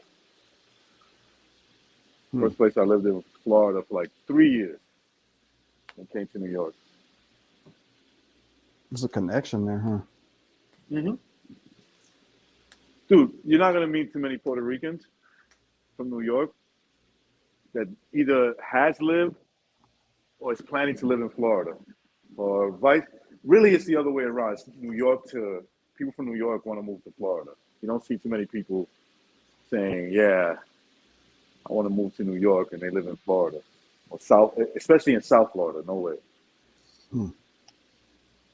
Yeah, I noticed there's a big connection with Mexicans here and Mexicans from Michigan, like Detroit, Chicago. Oh yeah. They're There's a lot of Mexicans in the Midwest, right? I think so, yeah, and I think a lot of Yeah. them are related to people from here. In Chicago too. Mm. There's Puerto Ricans in Chicago too. There's a lot. Like I bet, like I don't know if Latin King's exclusively Mexican or not, but See, in New York, it was mainly Puerto Ricans, from the way I understand it. Latin Kings. But in Chicago, I think it's more Mexicans, right? I would assume. I'm not really knowledgeable about that. You got to ask Johnny Boy about that, dude. He knows. Oh yeah, he would know. He would know. He runs that place, bro. I'd assume there's more Puerto Ricans in Chicago because don't they have their own little parade over there? Yeah, they do. Like one. They have a Mexican parade too. That's pretty big. Oh. I've seen some. Shit, we lost some recognize. Not like some LA or close to LA, but it's mostly just Mexicans and it's like fucking Central Americans. You know what I'm saying? Like Salvadorians and the rest of them out here, but over there in Chicago, there's some Mexicans out there. I had some family over there. Like you're right, you know, there's a connection. Mexicans from like out here out west, and then over there it's Like like I knew the Midwest. I knew some Puerto Ricans in New York that they were originally from Chicago. It depends on what was going on. They'll either go back to Chicago or come back to New York, whatever the fuck it was that was going on. I feel like I met quite a few people like that. Yeah, I like believe there's Puerto Ricans out here too, but you wouldn't know. You know, you probably just assume You wouldn't Mexican. know, right? Yeah, that's true. We got a lot of El Salvadorians and shit here too, and a lot of people just assume Yeah. they're Mexicans. It's like OV would say, you know, they're all Mexican to me. Yeah, for sure. You would say something like that. Whatever. What's the difference?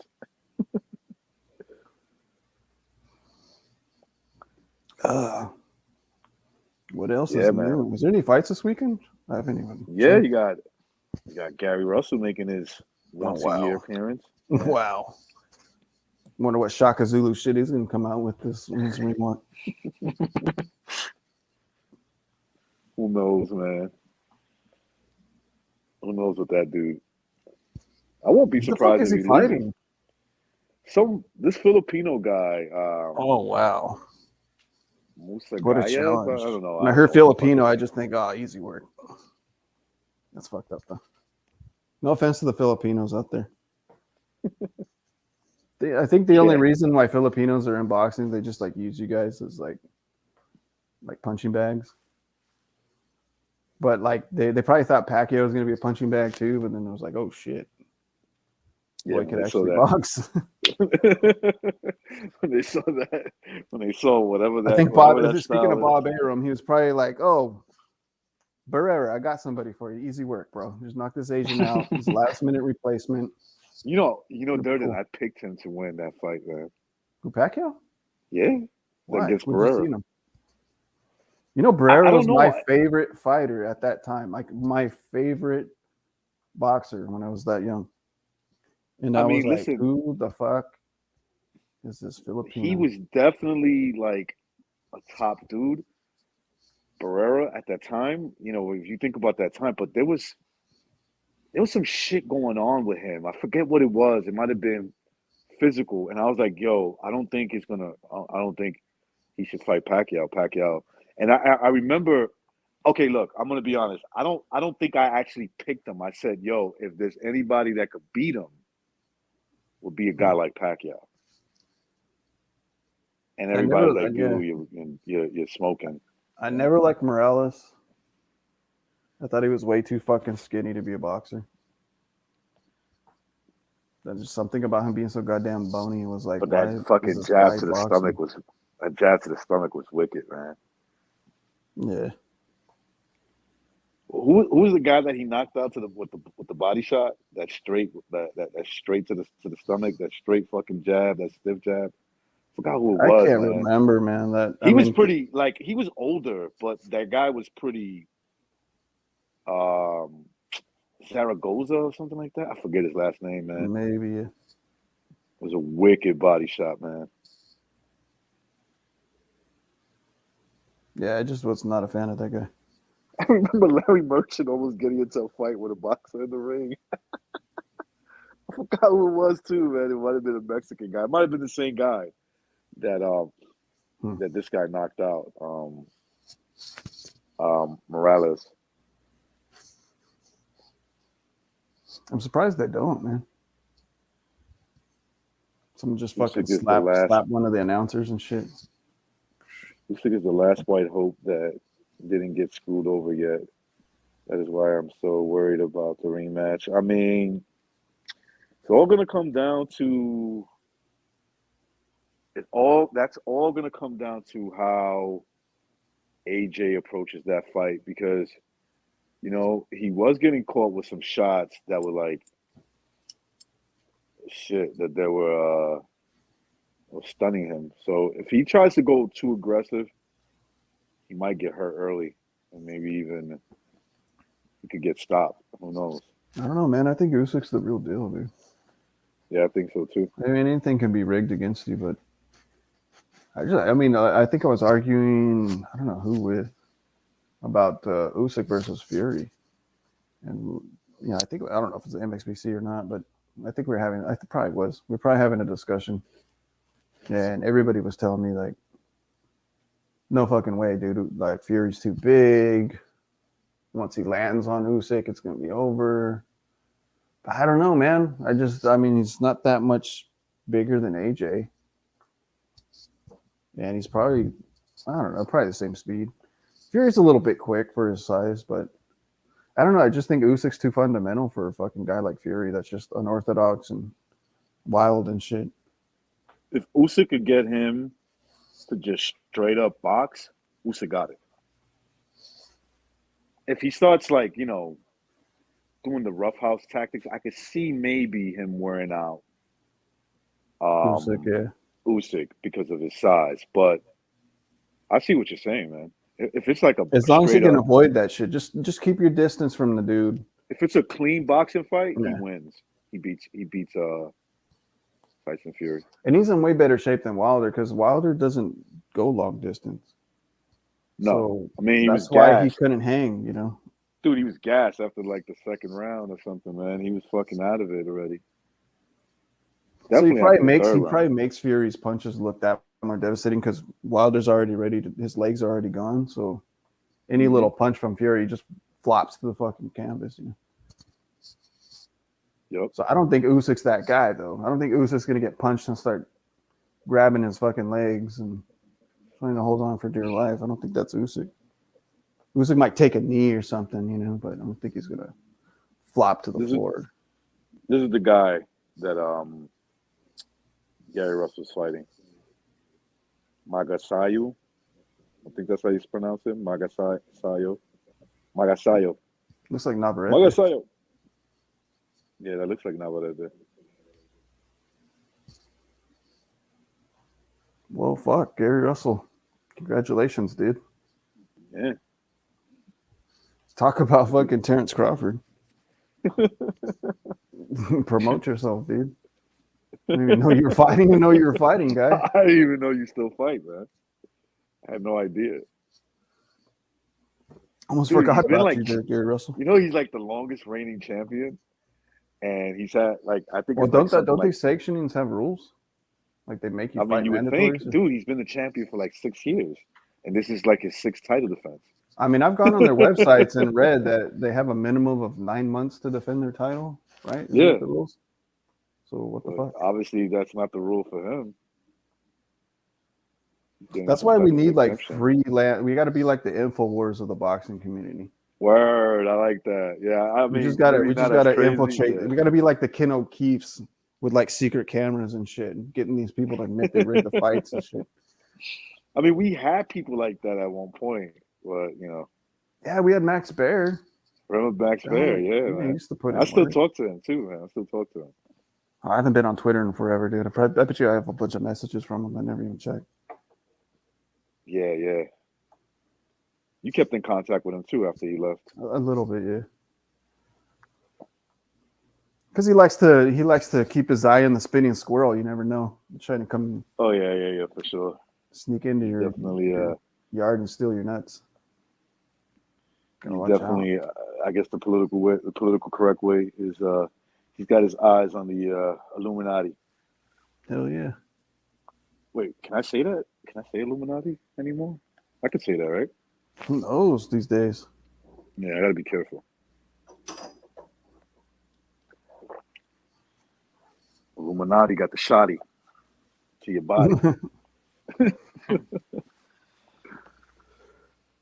Yeah, dude, I heard LA is getting fucking crazy again, man. Pretty bad. Like I got a friend that's from he's originally from out there. He spent some time in New York, and he was into boxing too. I even sparred him a couple of times. He's a pretty cool dude. Anyway, he's got something good going on in California. He went back. He's from the LA area. Actually, he grew up in Compton. Crazy shit. He grew up in Compton. He doesn't live there anymore. He lives like in a nicer area or whatever. But anyway, he was telling me, we talk a lot, and he was telling me that he's like he would call me like, yo, how are things in New York? Like, it's getting a little bit bad again. There's more shootings and robberies and carjackings. He's like, yo, that's the same shit that's happening over here. I was like, yeah, man, I'm not surprised. You know Yeah, what man, LA LA Because needs, that's a bro? city that got Wow. better. That's a city that doesn't get talked about like New York, but it also got better. A lot better from the early '90s. You know what I'm saying? What city? LA. LA's crime had dropped a lot Yeah, compared to his, when Tupac and Biggie died, it kind of calmed down a little bit. yeah. You see what I'm saying? Like that's what was that? The mid Mid '90s, late 90s, yeah. '90s, late Mid '90s. 90s was Mid-90s, like yeah. people were bad, like all over. I mean, even the suburbs of California, like mid 90s kids were bad, dude. Yeah, Bad kids. Like, dude, I'm telling you, dude, look up videotapes of high schools Marcasayo. from 60s, 70s, 80s, 90s, 2000s, 2010s. But just, I'm telling you, dude, if you watch people's like home, video blogs, people like Yeah. upload that shit on YouTube. But if you just look like at California schools, especially like LA ones, even the LA ones, like a little bit, 70s, 80s, they're kind of mischievous and shit. But then you get into the 90s and it's like Nirvana, Tupac, like everyone's wearing Yeah. baggy ass clothes and doing drugs. And just bad kids, man. Have you seen Skid Row, Durden? I've never actually driven through it, like the actual thing. I've been through it a few times. I heard it's like a zombie land now. I mean, it's everywhere now, That really. Yeah, like when I went through Skid Row one time, I literally saw I saw this black lady with her fucking pants down. She was pissing on the fucking wall, and I just couldn't believe Oh, it, yeah, I especially in a believe city it. like that, like in LA, believe it. one of the most biggest I cities was- in the world. Go. I was gonna say, I think like, have you seen the movie The Purge? I think LA needs some shit like that. No joke, dude. My girl that I'm dating was like, "You're crazy, dude," but I'm like, "No, man. Like, somebody's got to do I think something." Because what government you're ain't doing saying is shit. like, yeah, because shit's just gonna get so bad, man. Especially after this recent thing where they looted the fucking train. Oh yeah. Took all the I Amazon saw shit. that video. That was insane, dude. Like, what the? I was like, dude, just fucking shoot these people. And I'm telling you, dude, that shit'll stop. It'll stop, bro. That's what the problem with LA is. Like, they know they can do whatever the fuck they want, and they're gonna get a slap on the wrist, dude. Yeah. You see, like if you show me a city where it's like really bad, I'll be like, okay, because nobody's doing nothing about it. That's why. Because people are just people. They're gonna do what the fuck they think they could get away with. You know. We need like Yeah. a bunch of Kyle Rittenhouses to just fucking run through LA. Honestly, with the cops, they should just like fucking go back to the way they were in the '90s, because LA. Yes. 80s, Yes, 90s, dude. they were fucking strict. They were probably worse than New York back then. Dude, let me tell you something. The cops in the '90s in New York, right? Like right around that, even before Giuliani, yo, if they caught you, they fucking you up, bro. They were No, beating but you up. the LAPD got their ass kicked in this last BLM thing.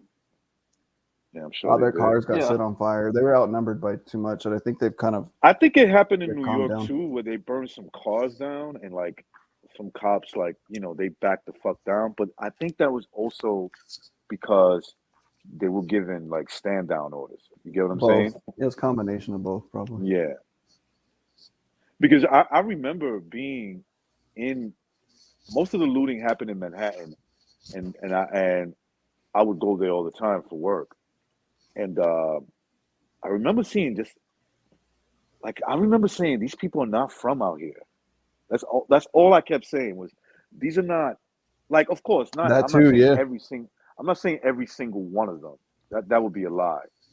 But I think remember seeing a the large Antifa group saying- fuckers are bust in there, dude. exactly, and they were busting other people in. So like, okay, so if you're in California, maybe nearby cities or nearby states that are like right there, I think they would. Mhm. I think they would. That's what they were doing in New York. They were bringing people from like, dude. There was people from Ohio getting arrested. There was people from, you know, same. different places. Yeah. Yeah, we got like when the riots happened out here in LA, like they were like the news reporters, they went and they asked some of the rioters, like, where Where are were you they coming from? from, right?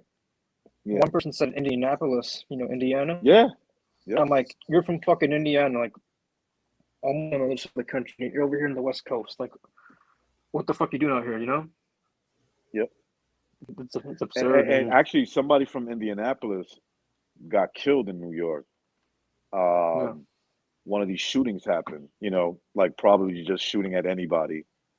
And one of the dudes died. And I remember they're like, oh, he came here to show his solidarity for BLM and he got murdered, like the fuck out of here. He was hanging out with the Mm. wrong crowd.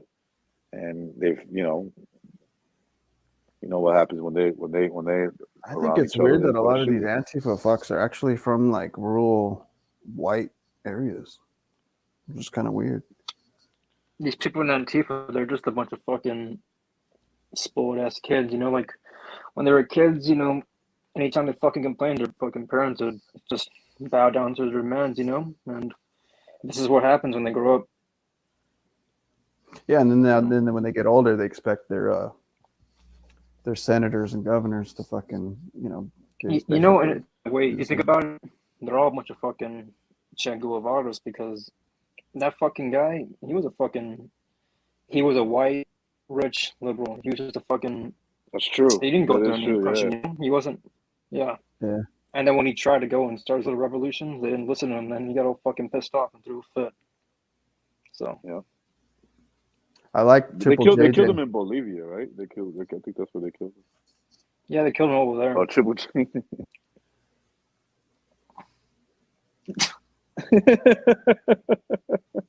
You got to do something, man. You know what I mean? Like, but certain look. And when I say certain people, I'm not just talking about race. I'm talking about like certain behaviors, like thuggery are afraid of retribution, like somebody doing the same thing they're doing to them.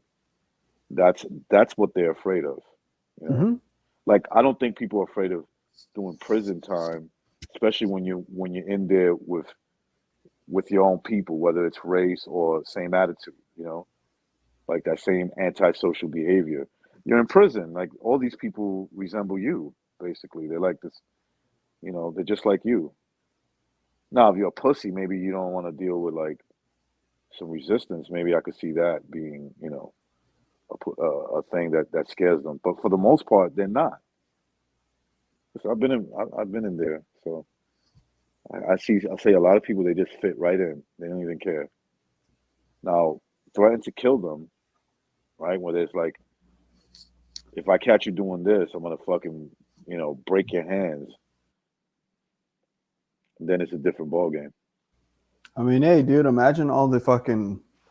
I know I'm gonna sound fucking. I don't know. I hate doing this shit on people's streams because we're going into that topic, but I'm like saying, imagine taking all these lowlives and how much their organs would be worth for like people that really need them. I mean, for the greater good, I mean, they're just destroying themselves with drugs and shit anyway, so might as well. I mean, who's at that point? Their probably organs aren't even good anymore. But there was this guy, like fucking this crackhead that we were like laughing at, but he was on Sherman Oaks or something. He was like in the middle of traffic, like fucking, I don't know, just spurting out. People were like recording him, but like trying to drive around him. I'm thinking like, just run him over and kill him, dude. Fuck him. You know what I mean? Like, I mean, that sounds harsh, but and I'm sure this is happening in LA and like big cities like that. In New York, man, they're fucking letting out the loony bins.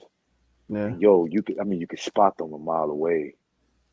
And here's the thing: a lot of them are healthy. They're just like fucked up in the head.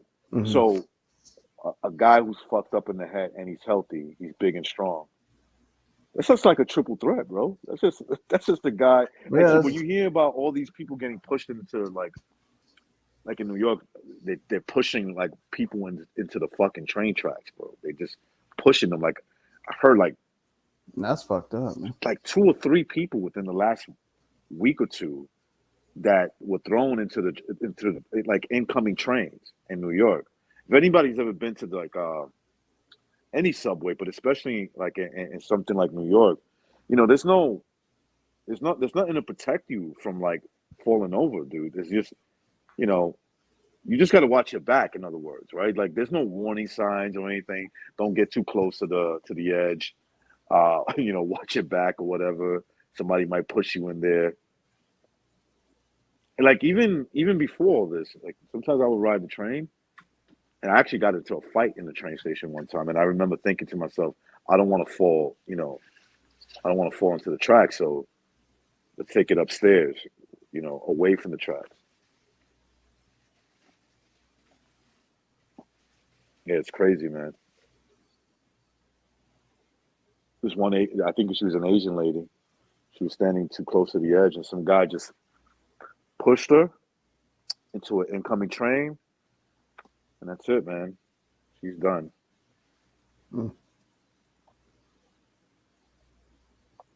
That's crazy. It's like, we don't know where to put them. How about the loony bin you let them out of? Why don't you just keep them there?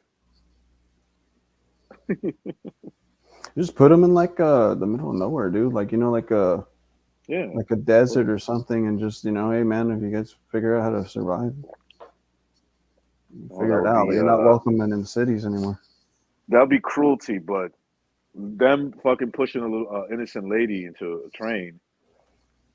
I think it's like cruelty worth the price. that I paid money to live in a place that costs an arm and a leg, and I got to put up with weird people that my government doesn't even.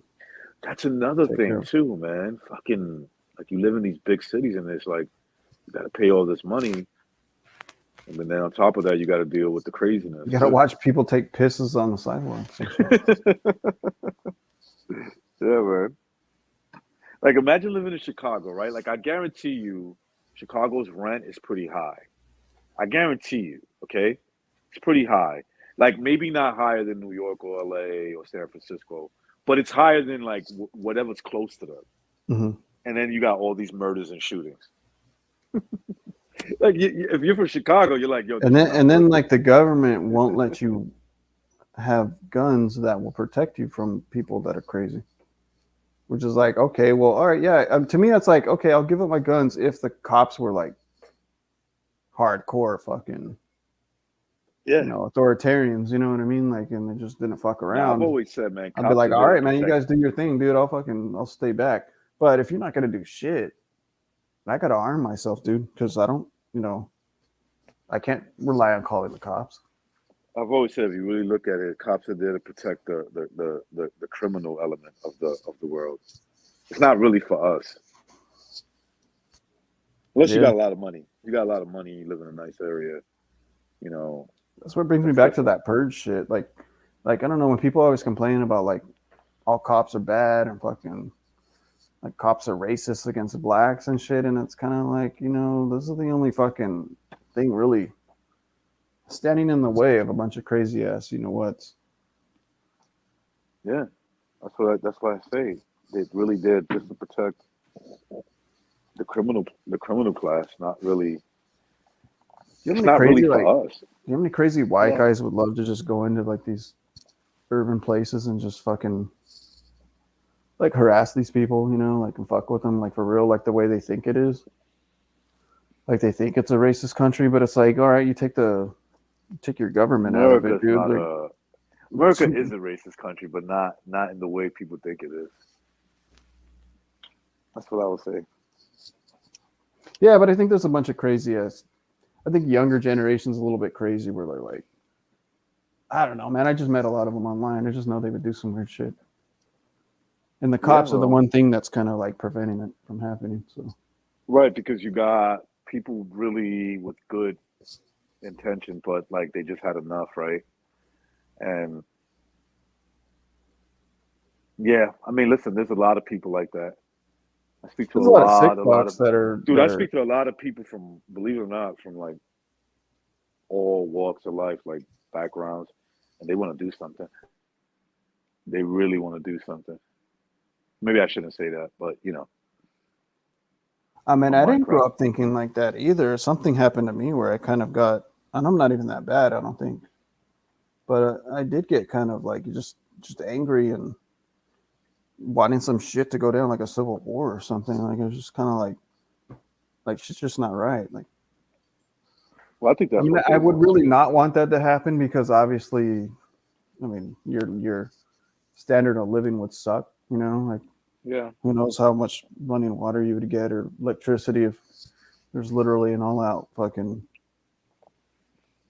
domestic kind of war going on or something. But Believe it or not, I think a civil war right now benefits the elites. Let's just call them that.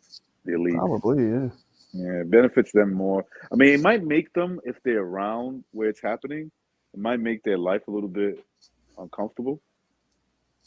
But they could always leave, right? You could just always leave. Yeah.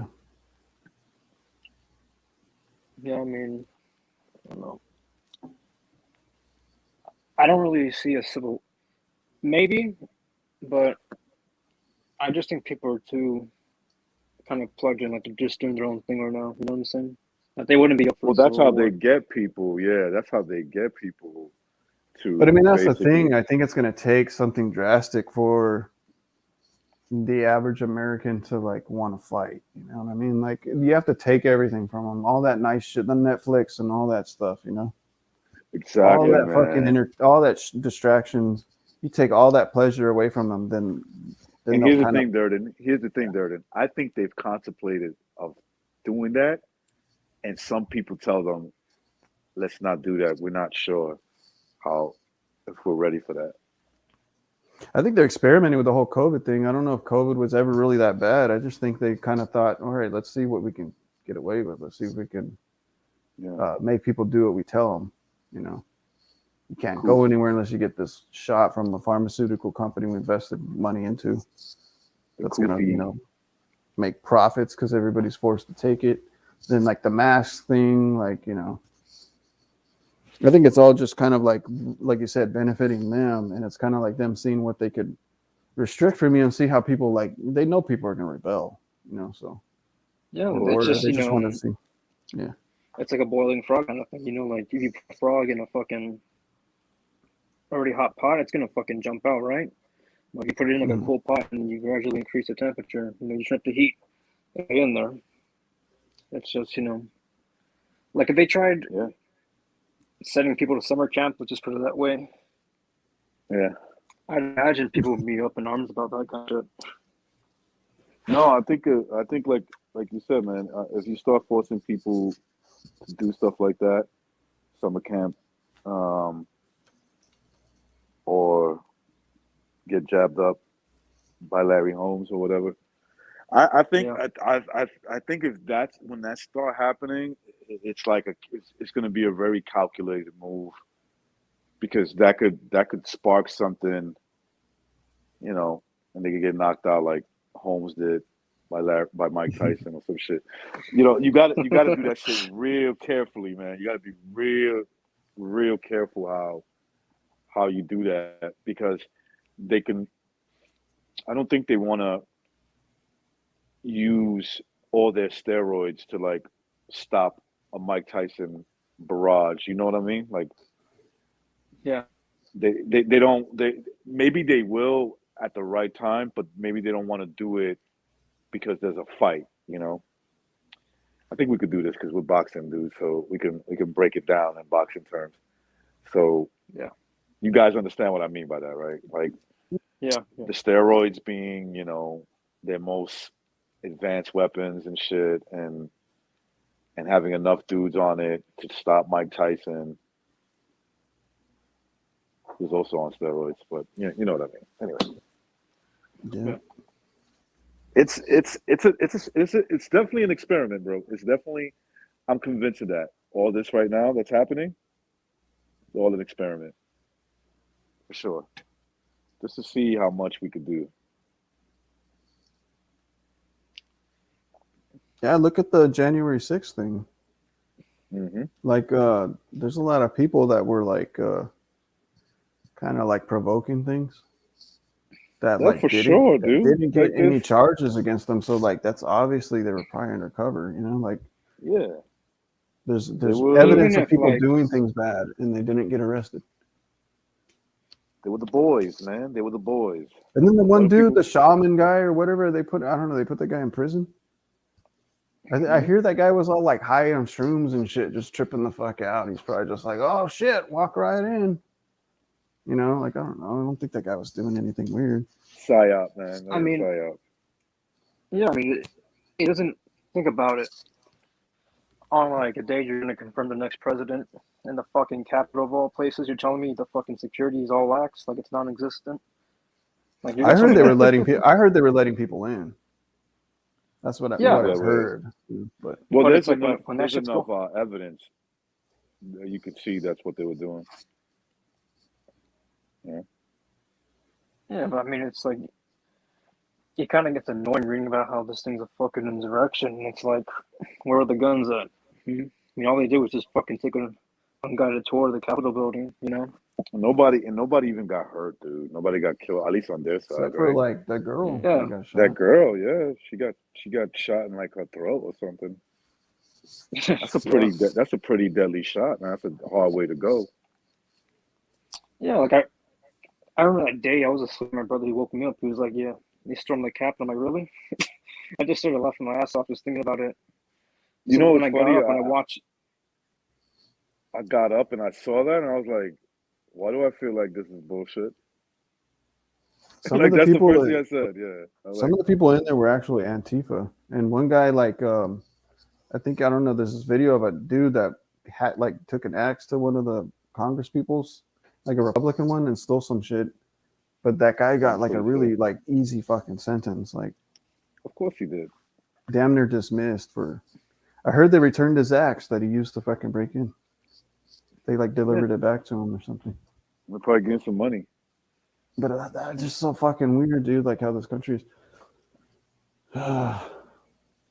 It's kind of like the guy that ran over all those people.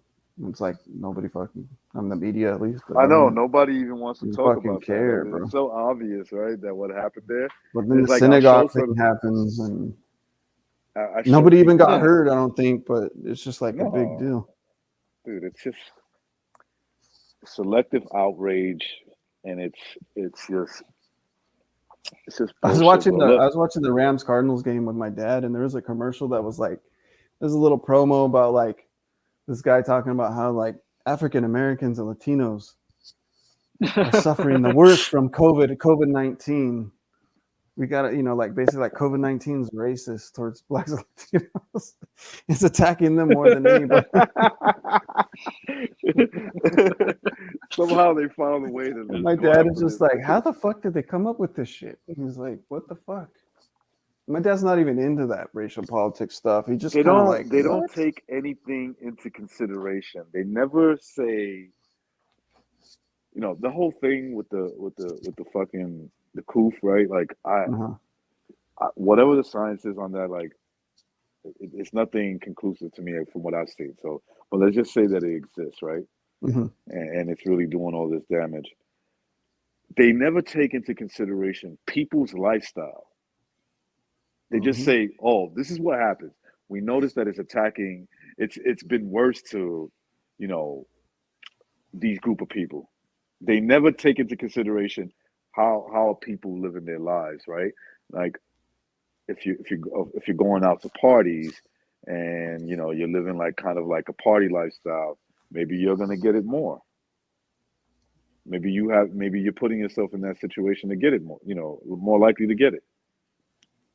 It's always like, why is it, so it's like, okay, all right, how about this? Would you be happy if like whites caught up and it was worse to them? Is that what we're looking for? That's what makes it weird, though. It's kind of like, why do you even want That's what I'm that? saying. Like that is that the aim? Because that's why you keep bringing it up, right? Why you keep bringing it up? Because it seems like you want it to be one way. You're disappointed that it's going the way that you didn't expect, I guess. Whatever, Fucking man. crazy. Fucking nuts, man. People have lost their fucking minds. Just put it that way, man. Yeah. They've lost their minds, bro. Yeah, the lockdowns are making it even better. But, yeah. Yeah, no, it doesn't make things better, man. I mean, It at makes one it. point, it's like, how long are you gonna keep living with this shit? Like, sometimes I'll take a walk, and I live in an area where there's more Asian people, and I'll be walking without a mask, right? And the people be walking with their fucking masks, and they'll literally go on the fucking street just to avoid coming in contact with me. I'm just like, what the fuck's your problem? You know, like, there's a The car day coming I to knew, the day I knew this was bullshit, or I knew it from the beginning. But the day that I knew, well, they made it official, the media did, is when they said, this was in 2020. You can't, don't go out to restaurants. You guys are spreading. You guys are spreading the virus. But you can go to the BLM rallies because they're actually not spreading the virus, and they're actually helping fight the virus. That's when I said, okay, they're literally laughing at us. Like, these people are literally just making just basically laughing in your face. That's when right there I was like, okay, this is if you didn't know it before, now you know. But believe it or not, man, intelligent people that I know, well, at least they try to come off that way. But yeah, they were like, well, maybe there's something to it. I'm like, what do you mean there's something to it? Are you really trying to rationalize what's going on? That's Again, insane. it's Right. always been about crafting a certain narrative, Like, Yeah. why is it that all this crazy shit happened in 2020? It's no coincidence, in my opinion. Of course In not, an election man. year, I think they and then wanted you to have these get rid of fucking riots. Trump. Yeah. Yeah, they definitely did. And not even that. Like, I was a registered Democrat during this one, and I was big on definitely Tulsi Gabbard, but other than that, I did not want to see Biden or Kamala Harris. Those are the two I did not want to see fucking make it. Nobody wanted to see. And exactly. I don't think anybody in the Democratic Party really fucking wanted them. I think people still like Bernie Sanders. People still like even Elizabeth Warren chick. Or just other people people liked, and like Kamala Harris dropped out really early because she was getting schooled. She's still getting schooled to this day. Like, there's a lot of interviews where she looks like an idiot. She doesn't even show up. Like, he's fucking absent from the whole administration, But like, Yeah, I think the whole thing was they wanted Kamala from the beginning, and they realized she's not working out. So let's just get Biden in there. Maybe like we can get Kamala as a vice president. Biden fucking dies of a heart attack or some shit, and now we got Kamala. Probably what they want. They're probably still working on that. I'll put it to you this way: like, when have you ever seen a president in office gain like 10 million votes and lose a fucking election? Yeah, that too. Like, there's way too many people that voted, and it's just kind of like, of all time during a pandemic, everybody managed to fucking vote. Like, and they counted all these fucking ballots. Like, and then like one thing is like a recount's one thing, but an audit's another. And they're all like, we recounted the votes, and it's like, yeah, but did you audit them, dude? Like, you authenticate them, dude. Like, did you just count them? Not. Of course you can recount them, dude. Recount them all you want. It's like you can recount anything, yeah. But what's up, Outlaw? What's going on, bro? Oh, what's up, dude? Oh, what's up, dude? What's going on, lad? What's up, bro? Not much. I gotta go have a smoke real quick. I'll be right back. Go ahead, man. What do you think? I like smoking cigars once in a while. So what's up, man? Nah, not much, bro. Just left the gym. What's going on? What are you talking about? We were talking boxing, and then we started talking politics. As careful as we can, Yeah, I heard you talking about the election. There has to have it's a coincidence. It's such a hilarious coincidence that happened the same year as the election. The timing of that. Of course, man. Is priceless. Absolutely, yeah. But it's there's priceless. Some people The that coincidence think of that, bro. There's some people that actually think that was just all by chance, Yeah, well, then they're living in a fucking another world, bro. Yeah, exactly. That's all it is, man. They wanna believe it. They wanna believe it. Yeah, they're living in a fairy tale. Dude, I even laid down, like, I'm not a fucking genius or anything. I even laid down the scenario, and it's exactly what happened, bro. It's exactly what happened. So it's like, come on, man. I don't sit down on a crystal ball. This is easy to see. That's all it is. messed up, bro. Yeah. Did you hear this, Jed? Australia kicked Yeah, out. I heard that. Yeah. Yeah, I heard that. But see, this is why I keep saying over and over, I don't take any pride in my country because fuck all these countries are the last letter. I've got to be careful how I say this. All these Western countries are the last letter of the alphabet, then OG. You know what I mean? Like, Mm-hmm. Yep. Ogze, if I could say that. You know, that's what they fucking all are. They are, man. All these governments are just putrid, bro. But I saw all the Serb because there's a Serbian community and that down there. They're all rallying behind him, tearing shit up. So that was good to see because Yeah. he's a Serb. I even think the Croatians were supporting. I didn't even him, know and they're that. his I didn't enemies. even know he was Serbian. I had no idea, man. I don't know why. You'd heard of him before, though, eh? You'd heard of him Oh, before, absolutely, yeah. Of Yeah. course, man. What did you think he was recognised? No, for some reason I thought he might have been Polish, but Oh, well, you're close enough. Eastern Europe. yeah, close enough. Yeah, Not for some too reason I far thought off. he was. I seen him go up against Rafael Nadal. I don't follow tennis like that, but like, you know, sometimes it's on ESPN, and I do think it's a pretty skilled sport. You know, Yeah, like exactly. entertaining. It's pretty entertaining. But it was good to see because now Croatians and the Serbs are rivals, but the Yeah. Croatian and Serbian community got together and like rallied for him out the, you know, in Melbourne and tore some shit up, you know. So that was Yeah, good to see. that's good that happened because it's just, you know, it's like you said, dude. It's just gonna it's gonna continue until, like, I guess until they feel like they got everybody. You know what I'm saying? Yeah. They got everybody to accept this bullshit. It is bullshit, bro. You know, that's all it is. Yeah, well, everyone, I got a good feeling. Everyone in this chat and on this panel ain't accepting none of this shit. Nah. Nah. I think that's safe to say. I mean, all this shit was just end when we wanted to end. You know what I'm saying? Like, just going back to boxing real quick. You know, whenever fucking Mike is ready to go and when he's ready to hands go on fucking Holmes' face, you know, and put him on his ass, then hey, there you go. You know what I'm saying? Yeah, exactly. Those are the codes we were using, Outlaw. We were saying when they try to Larry Holmes you, and then you get Mike Tyson. You know, you get Mike. That's what they're afraid of. You know, they're afraid of that shit because it could happen easily to them. It could, man.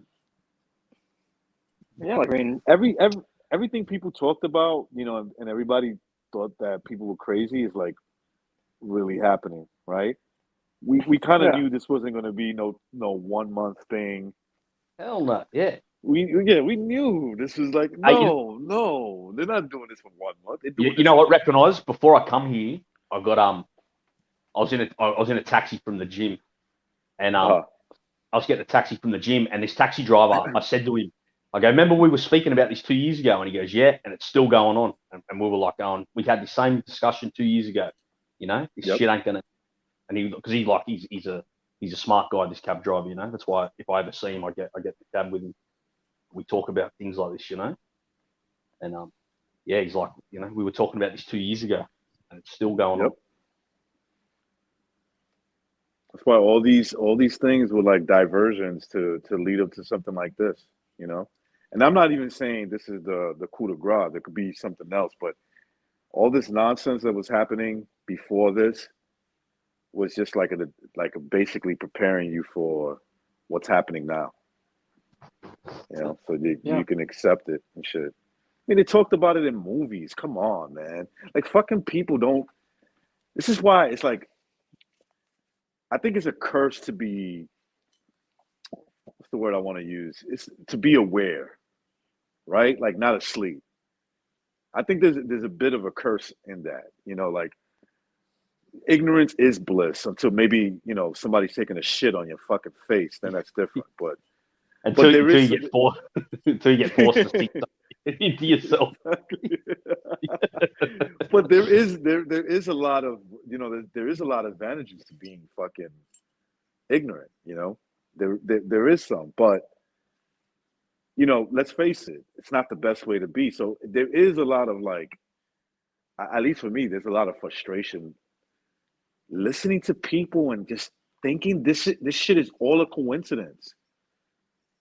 It's like that's how you really think that, or you want to believe that, and it's like, if you want to believe it, then why? It's like, well, I just want to be left alone. And like, are they leaving you alone now? I think people want. I think people want to believe it, bro. They can't deal with the reality, Exactly, man. Like, I'll even tell you, I'll talk more offline a bit. I'll go real deep. Yeah, like shit. Yeah. That I've seen the last few weeks. I think people just don't want to face reality, bro. It's easy to just live in that comfortable world of believing what the news tells you. They tell you everything will be all right if you do what we say. Yeah, because a lot of people are lazy. There is a lot of truth to that. People are lazy. They don't want to like do their own. They want to take what they see on TV, what they might watch on their phone, because it comes from like what they consider a reliable source, right? And it's like, that's good enough. That's all I need to know.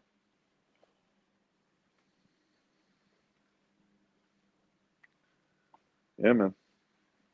Yeah, and they get told, like I said, be told that everything will be all right by the news, Yeah, you're gonna be fine. Just do what we say. Just do what we do say. what we Everything say. will be all.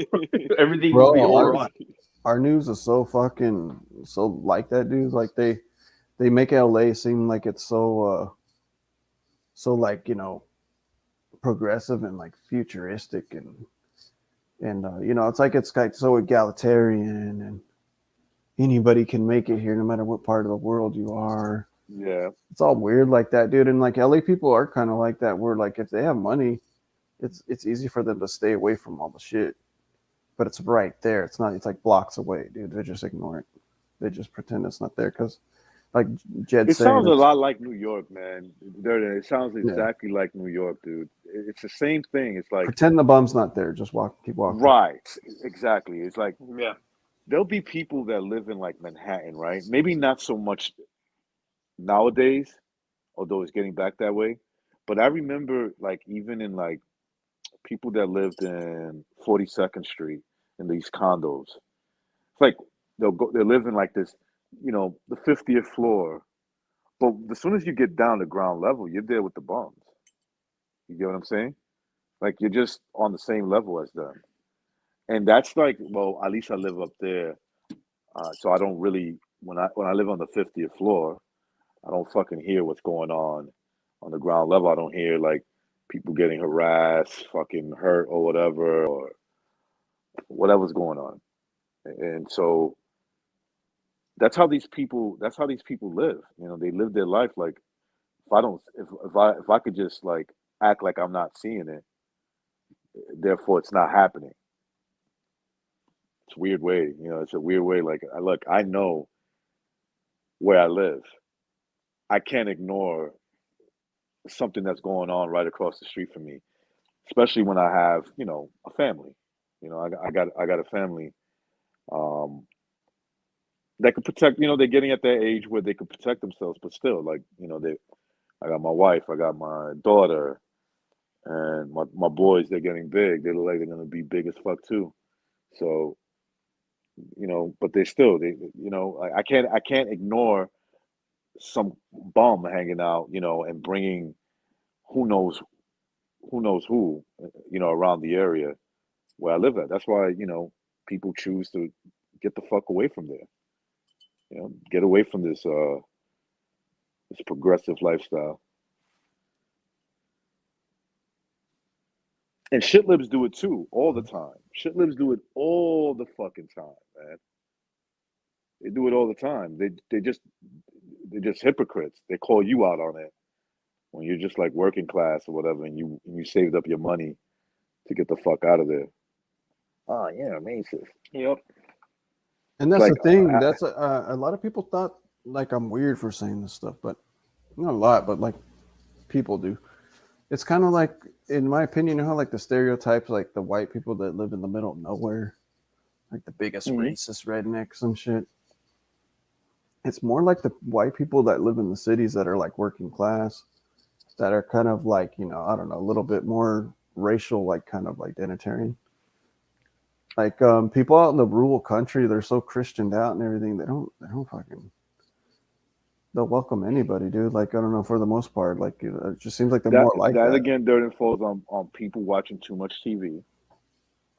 You know what I'm saying? Yeah. They see, and it's like the libtards, like you're saying, that live up in the high-rise buildings. They got money, they can avoid it. But then when they hear someone that's kind of living down there with them, like kind of complaining about the shit, they might be like, "Oh, you're a bigot," like yeah. Exactly. It's like, well, you're not even living what I'm living through. But I guarantee you, if one of them started moving next door to them, they start changing. Their attitude starts to change real quick. Guarantee you that. Yeah. And then not entirely like I don't know. I kind of was leading like it was like a racial thing, but like yeah, you could be other white people that are just cracked out on the streets, and you're the one that has to deal with that shit. I think it might have been De Blasio. It might have been with De Blasio. This goes to show you how woke he is.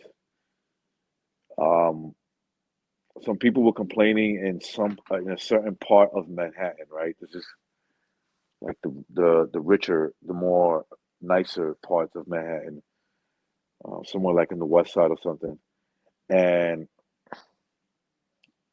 they wanted to change the zoning laws. You know what zoning means, right? Like, let's say, for instance, if you fall under a certain zip code. Well, it could be for that, but it could also be for like the kind of schools your children could go to, and who can go to those schools. So I remember this. So they, some of the residents there, that they were really upset with some of the newer zoning laws that would allow certain people from Harlem, let's just say, for their kids to go to those schools. Nah, they made a big stink out of that shit. And De Blasio had to put a stop to it.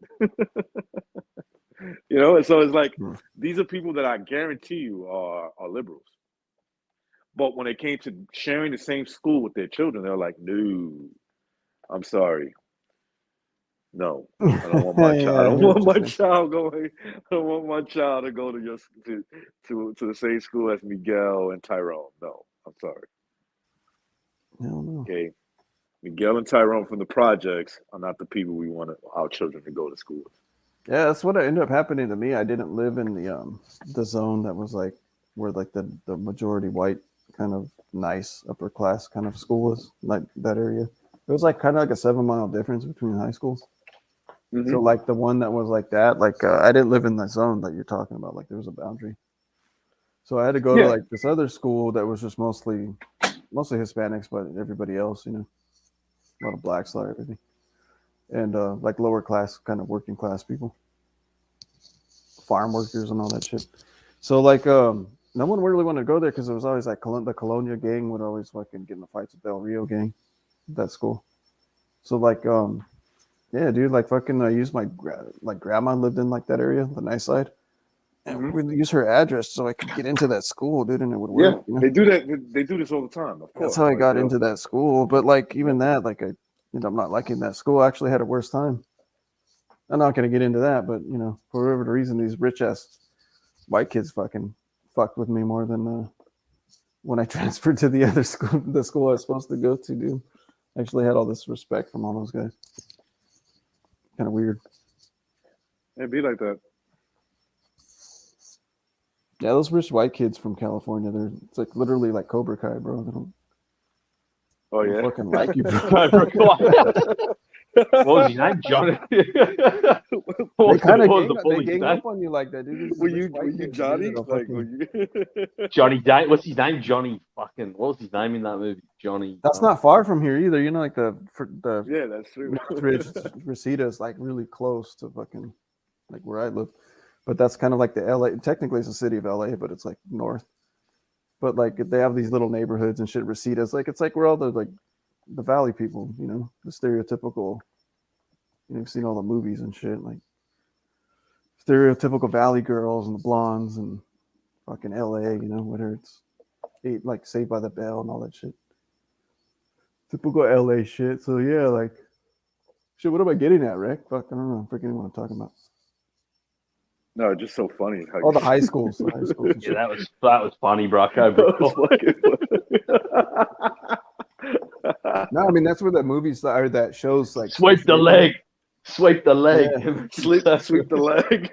Fucking Durden Bunch of was getting his spoiled ass legs. Chatsworth, fucking Canoga Show Park, no fucking- mercy, bruh. Show no mercy. Damn, man. That's You what that ever was seen saying. Encino Man? You guys ever seen that one?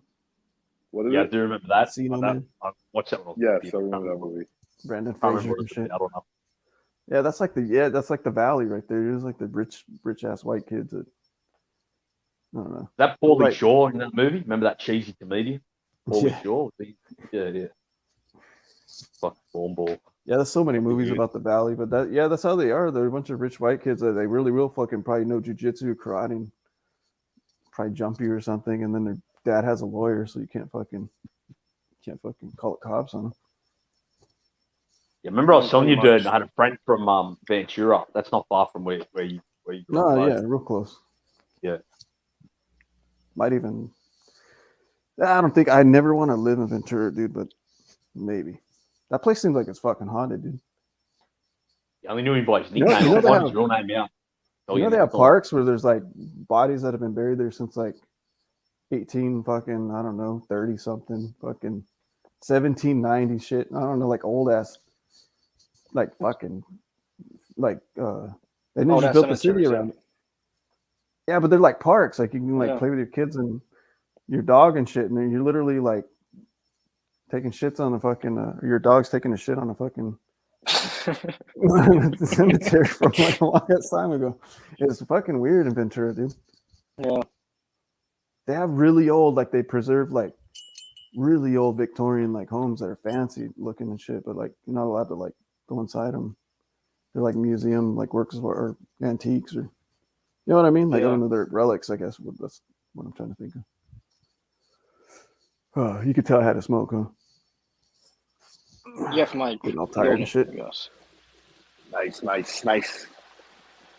No, but yeah, Ventura, it is nice, but it's got weird people, man.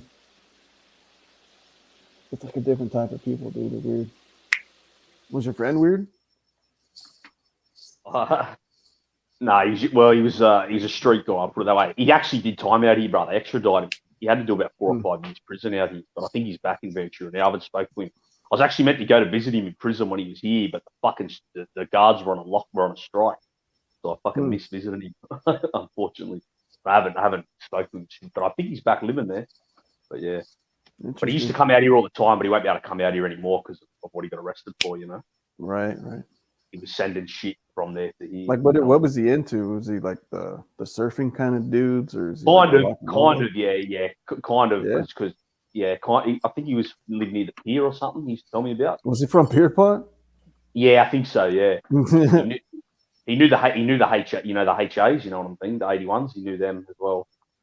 I was gonna say it's like it's kind of like they're known to kind of have like a lot of skinheads and shit like that live in that area or whatever. But Yeah, Pierpont's I like don't all know these what his- hardcore like white guys, dude. They're like kind of crazy. Yeah, Kinda I'd say Venice that Beach. he was Kinda a like crazy Venice white Beach. lad. He was a tough white lad. That's how I'd sum him up to you. Yeah, I actually thought he was Mexican, but he's not white. I would compare it to Venice Beach, but like it's not known. Like Venice Beach has all these tourists, but like Pierpont's kind of like that's Venice Beach Ventura's is like Venice Beach is another place too. You know, there's a bunch of fucking weirdos out Yeah. there. all the bums and shit. Yeah. Like Pierpont, yeah, Yeah. there's all these. I mean, I don't know how it is now, but like when I was young, that was like crazy ass white guys lived there, dude. Like locals how it's- only and shit, you know. Yeah, that's how I'd Hey, sum him up Durden. to. Yeah. What part of LA was that movie filmed out of American X History? I think that's Huntington Beach. Huntington Beach, yeah. That's Orange it, County. yeah. That's Yeah, but I think it was set in Venice Beach though. The storyline was set in Venice. Because remember they're playing Oh, it on was the Venice bus. Beach. Yeah, it could have been remember they're actually. playing on the You know what? I don't basketball know for courts? sure, man, because we got to watch it. But it reminds me of like Huntington Beach because that was like a hot spot for those types. Remember they were playing basketball on them courts though? In the when they have that Yeah. basketball thing. You're right. It might have been Yeah. kind of about Venice, but There's like a bunch of different little beach towns. Like, Do up you and like down that chick in coast. it? I used to like that girl in it. Oh yeah, yeah. Oh, Yeah, I his want to girlfriend. fuck this. I want to Yeah, fuck the me shit out too. of I'm that not gonna girl. lie. I thought, especially when they were, remember when they were doing it. I was like, damn, look at that nice body. She's Yeah, in the she was Water Boy too, crazy. right? Yeah, she was. Yeah. But I And like, I I know like a role in it. a I lot like of a role goth in girls American like History her. X better. She always Gothic played chick likes her. in some like she always Like played some some dark shit. weirdo roles and shit like Yeah, in she's good movies. at it though. I think she's a witch or something in real life. She's some kind of weirdo. No, yeah, that's what I was gonna wouldn't say. be All these surprised. gothic chick like her all kinds, man. Like I grew out of that pretty quick, but there was a phase in my life where I was like, man, I like to bang one of these fucking chicks like that, you know? With vampire teeth and shit. But she wasn't Yeah. that in American History. She was just the right, just a white girl in that, ride or die. Well, it was different. It was different for me at the time because it's like, all I see is like, especially like in New York, is big booty chicks and Spanish girls and that kind of stuff. So seeing her in that role and with like her little different style, I was like, man, she looks fucking attractive. What else she goes off at him at the party when he says he doesn't want to be it anymore? She's Yeah, following him yeah. out, screaming at him. She's like, Derek, fuck it, and screaming out at everyone at the party. Yeah, man. That movie was crazy. Actually, when you think about it, I'm surprised they made a movie like that. You know, That of movie's course they had one of the, they had their own little Hollywood spin to it, but still, it was pretty. They you put it this way, they wouldn't make a movie like that today. No They way. had their little spin with the fucking, like the black guy was the one that was like taking care of them the whole time. Yeah, that's what I mean. Not that there's anything against that, you know what I mean? Sure, But it was weird. recognizes Derek and did has- what? Like how many years he did for that murder? He did like what? 3, 5 years or something like that. something like that because the kid wasn't that older when he came out. Yeah, he wasn't that much older, so it was like I'm thinking he only did like maybe 5 years. I guess Yeah, they maybe from maybe they gave him some sympathy because because he got the gang guy raped. did try to break into his house. You know what I'm saying? Oh yeah, but I was gonna say because he got raped and shit too. Then they probably like Yeah, that guy's like, all right, I'm gonna make some connects, bro. I'll help you out. yeah, Those yeah. people. That's the thing. Was the whole message of that thing? Like, oh, these people never have your back, bro. It's all about the system, the state. But you see that whole plot, the way the gangs work, it's like, dude, that's every gang. Like, there's always, yeah. It's just not like a. I know what they were trying to say, but it was a terrible spin because you could do that with any gang. That's the thing, though. Of It's just whatever like racial. I think it's offensive to like I could tell Mexicans when they watch like Mexican gang movies. A Yeah. lot of them do feel kind of like, it's like kind of cringy and offensive. Like, Yeah, when because people most acting like Mexicans that. are hardworking people. They don't really, Yeah. they're not into that shit. So like white people see American History X and like, oh, these are like our crazy people like that. We can't fucking. It's like it's too scary to fucking like to kind of be on their side. You know what I mean? Like, they're just kind of like an ostracized group. But like you said, they're like gang, dude. That's what gang mentality is. Like, just Yeah, there's always gonna be Fucking like there's always gonna be infighting. You're not as you're not with the program like we are. You're not really one a of little bit us. culty. But Yeah. yeah, it's like, is there supposed to be some type of revelation to this scene? Is like, it's not happening. But then again, they Every- do put the Hollywood side's a little too much. Exactly. How good's that scene when he goes to the stepfather? You're not welcome. Look at this. Remember? That's one of my. Actually, that's my favorite scene. That's my favorite scene of the whole movie. And his mum starts freaking out at him. She goes, "I'm ashamed you ever come out of me." Like slapping him and that. And he's like telling the stepdad, "You're not welcome here." See what You this know what means? this means? This means not welcome. Not motherfucker. welcome. Shit. Dude, that was one of the funniest scenes, man. That movie had a lot of good scenes that I enjoyed, actually. It's a great movie. It is. You It know, is, obviously man. there might When be did a it? few It came out in the inaccuracies light. or whatever. 98, I think, 97. Yeah, 98. You're right, bro. Damn, you're right. 98 is when it came If out. someone was a kid watching it, I was like 10 or something. No, Mhm. I'm born in 89, so yeah, I would have watched. I remember watching it like as a kid. I remember going to the movies and watching it in New York, and I'm trying to think of the crowd's reaction to throughout the whole movie, and everybody seemed like they liked it, you know, like they understood the character. Nobody was like, "Oh, that's right," you know. Nobody was Yeah, screaming nothing like that. The '90s was just different. I think it was the best decade, man. I really do. and and who cares? It's still a good movie, even if you Yeah, didn't no, like it. people just, Great dude. movie. It's just People were craving that movie or something. think about like New York City, like the way it is now. You know, this like fucking super woke city, right? And like you play that movie today, oh, forget it. I probably wouldn't be able to watch the movie without people saying, "Oh, this is terrible," and this is bad, and how evil. You get what I'm saying? And it's like I can remember going to the movies with my ex-wife, who was my girlfriend at the time, and we just like enjoyed the movie, and everybody in the theater enjoyed it. You know? Yeah, it should be, but yeah, no, you wouldn't. They wouldn't be able to do a movie like that today. It'd have to be like No, super underground. exactly. You'd have to go on a website or something to watch it. You know, it wouldn't even be shown on any platforms. I don't reckon. That was probably Edward Norton's best role because he got super like into that character. You know, you could tell like he did the. So I guess they wanted to be Derek. Derek was supposed to be like a dude, who's like a Chad. He works out. He's in good shape and everything. So you know, he had to really play that role.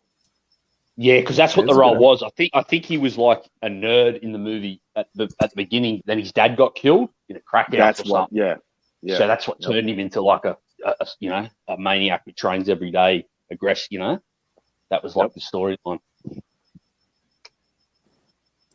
Yeah, but yeah, he nailed that role. Nah, he did a Have you good seen that job. It's one of movie? his best movies. You seen that movie 25th Hour? He's real good in that as well. You Yeah. remember that one, Reckon? Yeah, Yep, that's a I good remember film. that movie. He was good. No, he's actually good, man. He was good in Fight Club also. I thought he was really good on that one. Yep.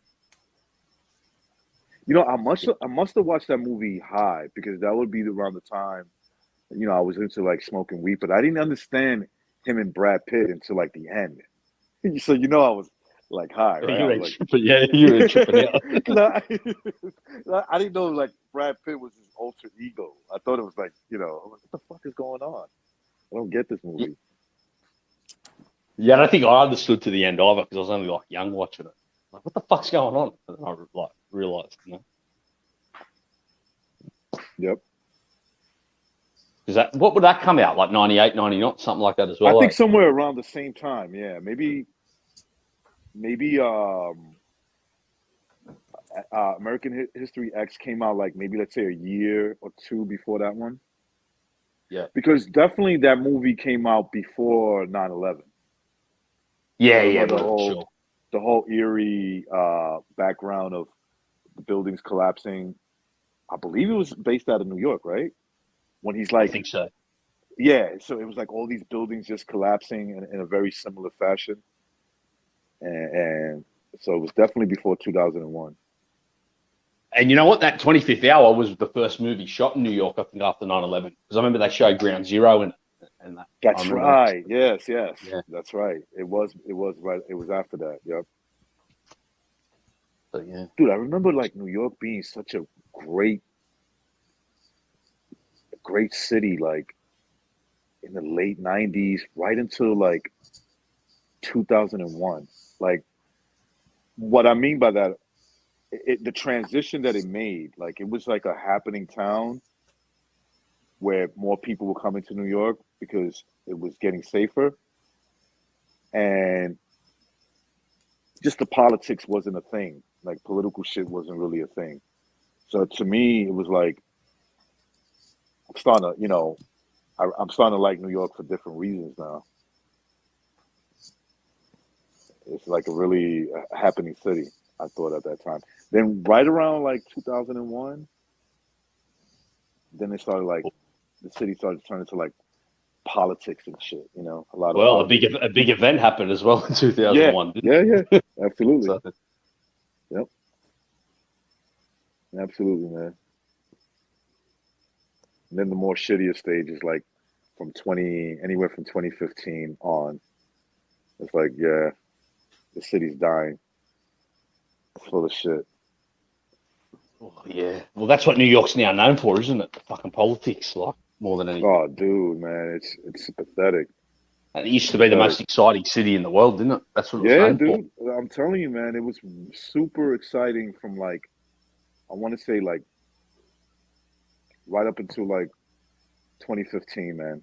Right around like, you know, you could do your own thing. You know, you can make your own money. You can create like your own shit. You know what I'm saying? And you can enjoy a night out at the bar, and you know, it still had its element of like bullshit politics. Of course, it always had that, but it wasn't like the main thing. Got to be careful what you say. You know, like, ooh, everybody's got to be careful how they express themselves. It's like, the fuck out of here, man. Crazy. I remember all that. And too. I'm sure like a lot of big cities are like that too. You know, I'm sure it's just not New York. I'm sure there was a lot of that going on in cities like LA, you know, San Francisco. Dude, Miami looks like New York now. I like, seriously, like, I don't even like going over there because it's everybody from New York. It's like, what the fuck, man? What are you guys doing over here? But then they say the same thing to me, you know. Yeah, that's what I remember we were saying that before. They said the same when they see you. Like, what are you doing over here? I think all these cities around the world, bro, have lost their soul. A lot of them, you know. Yeah, They've man. been ripped apart. Like you said to the guy from England, you were telling me, you said, does it look like you've won the war when you look at your cities now? Yeah. Maybe you, Yep. you Does know, it look like you guys won the war? Is that what you you could were say fighting that, say for? the same for here. You could say that here. You know, in my country, say that in America. You could say that in England and throughout Europe. You know, you could say that about so many cities. We got LT. LT is in the chat, man. You know, LT likes to bring the heat. What's up, LT? Going on, bro? Anytime I invite, I let LT on, I know there's a risk. Man's a. Well, I like LT, man.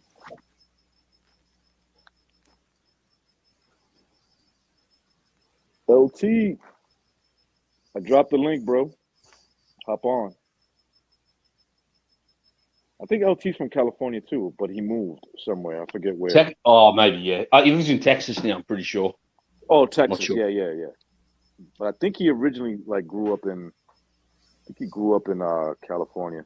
What's up, LT? Right, yeah. What's going on, bro? Carnales? What's up, What's Carnales? up, bro? Yeah, man, chilling. Just came out from work, eating some fucking gay ass salad. Wait, you don't strike me as a person that eats salad. Dude, that's all I have on the fucking fridge, bro. LT, you live in Texas, right? The most southest part of Texas, bro. Oh, wait. Let me guess. Don't say Brownsville. Yes, sir. There you go. Yeah, I got it. Oh shit. Perfect, bro. Yeah. Brownsville. Yeah, because you said the most southern part. Yeah. Yeah, man. The tip But of the tip. you grew up in California, though, right?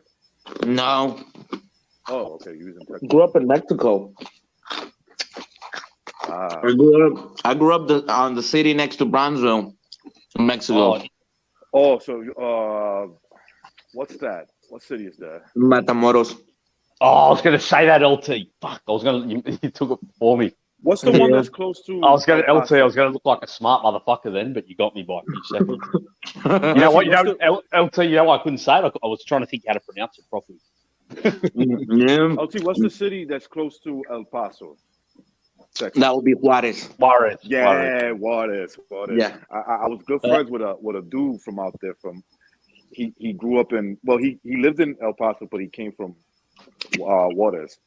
That dude had some crazy stories, man. I wish there was some way I could find out, his contact and get in touch with that dude. Recognize about 10 years ago they had a population of like I think their population's like 1.5 million, something like that. LT Juarez, and they had 3,000 over 3,000. Yeah, dude, the shit he would tell me, bro. Like he came to New York. He was living in Queens. He was a carpenter, so me and him did a lot of work together. I used to love talking to this dude, bro. I would just let him talk, and he'd be like, "Yo, you never talk." Like, dude, listening to you is like, I could fucking write a movie. Shocking, right? Yeah, I could write a movie, bro.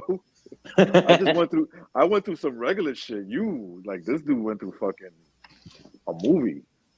Yeah, well, Bro, when that was dangerous, bro. Well, still is. Still when that right? British reporter Ross Kemp went through there, that like he was filming, he goes to the people on the border, on the crossing. He goes, "Oh, I've just filmed in Afghanistan," and the guy goes, "This is worse," because I think this is worse. Because he goes, "Be careful," He's like, "Oh, I just come back filming in Afghanistan." He goes, "This is worse, more dangerous." Recently my tia, which is my aunt, came here, and we were recently right in the New Year's, so we're all talking stories, man. And she comes from Matamoros, right? She just comes here and visits. So she was telling us that, like, she was out at the fucking downtown, those little like tienditas, those, just a regular ass downtown, right? Little stores, raggedy ass stores. And she all of a sudden she just hears a bunch of trucks, like fucking the tires is screeching like shh, and then a bunch of dudes get off and start popping, the fucking guns. Crazy, man. Jump plain fucking air, man. Can you believe it? It was like fucking 2 p.m. in the afternoon, bro. Imagine you being at the store, some weird dudes just get off, starts fucking firing. Yeah, remember that hanging the police from the bridges and that? That shit was crazy. Bro, kid you fucking not, man. I want to say like 2 weeks ago, this dude, and this is here in Brownsville, a father and the son were shot blindfolded and shit. They were just thrown in the fucking ditch. So that was on the American side. Yeah, and that's clear indication of fucking cartel. You know what I mean? Of cartel movement. Yeah. So sometimes the violence does spill over the border. It has to. I mean, it has to. Yeah. I mean, yeah, the control, the violence over there. It's the control of these routes. Of course, yeah. So who's right? So who's moving it, right? So who's moving it? So that's the thing, yeah. How what about Monterrey? That's another big. How far was that from where you grew up, LT? That's a big city. Monterrey would be like 6 hours, maybe 8. Right, yeah, I gotcha. So that's still a bit far from the border. It's not like right. Nah, man, bro. Like I used to okay. Back then, Mexico was nice, and you would travel everywhere, bro. Right until you'll start hitting. See, I'm 32. I'm gonna be 33 this year. So I want to say, like around 17 years old, shit just went south. Yeah. And that is when El Chapo like gained full control of what he needed to gain full control, and just made war and ambitious motherfucker. You know what I mean? That's when he started going after other plazas and that, eh? The Juarez Plaza, the Gulf and that, yeah.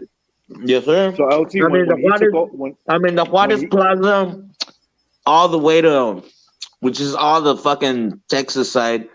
Everything that touches Texas on Mexico, that would be from Juarez to Matamoros.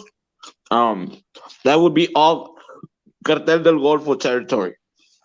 Still is. Yeah. and that's what they want. You know, they don't just want California. You know, they don't want just the trade routes of California. Like they want everything, which is pretty fucking ambitious. Yeah, sure is. That's what the violence is about. It is fucking ambitious. Yes, it is. Peace, Durden. Peace. Also, when he took over, he brought. That's when the I guess in the process of him like gaining more power, because he escaped recognized in like 2001. He escaped. Like remember that escape he did for the tunnel, but he escaped before that, like back in the day, like 20 years ago. Right? He Yeah. Early That's right. 2000s. He escaped before that. Yeah. Yeah. I So yep. so he was like locked up for most of the 90s, but then he escaped in like the early 2000s, and then then it started like he started attacking the other routes in like the mid 2000s. It's just been a war ever since. Shit, man. Yeah. Which I'm not gonna lie, bro. Right now, like in reality, the cartels of Sinaloa and all that shit, they ain't shit no more. They lost it. So what the cartel what the cartel of Cartel del Golfo joined the government. Like they became hand in hand. And right now the Cartel del Golfo, right. And because they formed a kind of an alliance, I mean the Zetas were too dangerous. Zetas, I remember that, man. Zetas. Yeah, the Zetas were too dangerous, and the cartels allied with El Chapo were too dangerous too. So Cartel del Golfo really was able to form an alliance with the government of Mexico, which really now the Cartel del Golfo is pretty much the biggest cartel. What about Jalisco, LT, the Jalisco one? They growing as well still, or?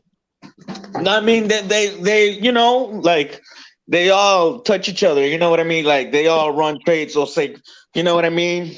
It's like Cartel in Jalisco can't move anything without having, you know what I mean? They can't cross the border. So the Cartel of Jalisco need to, you know, make hand in hand with the cartels of, or you know, like. But of Tijuana, Cartel de la Juana, and shit like that. You know. But Jalisco and Jalisco and Sinaloa, I think they're the two ones that do stuff like this part of the world internationally. You know, like in Asia, South Pacific. Bro. I'm thinking pretty much it. And Cartel del Golfo moves more to the Caribbean side. Exactly. Yeah. And yeah, man, I want to say like that side of Mexico, which would be the Californian side. Yeah, they do move to the Pacific. But they do it for like Asia. I'm guessing. Yeah. You know how much a kilo of meth goes here, LT? How much, bro? I'll tell you how much it runs in Mexico, and I'll tell you how much it runs right here in the United States. I mean, just crossing the border. How much, bro? 250,000. Yeah. Wow.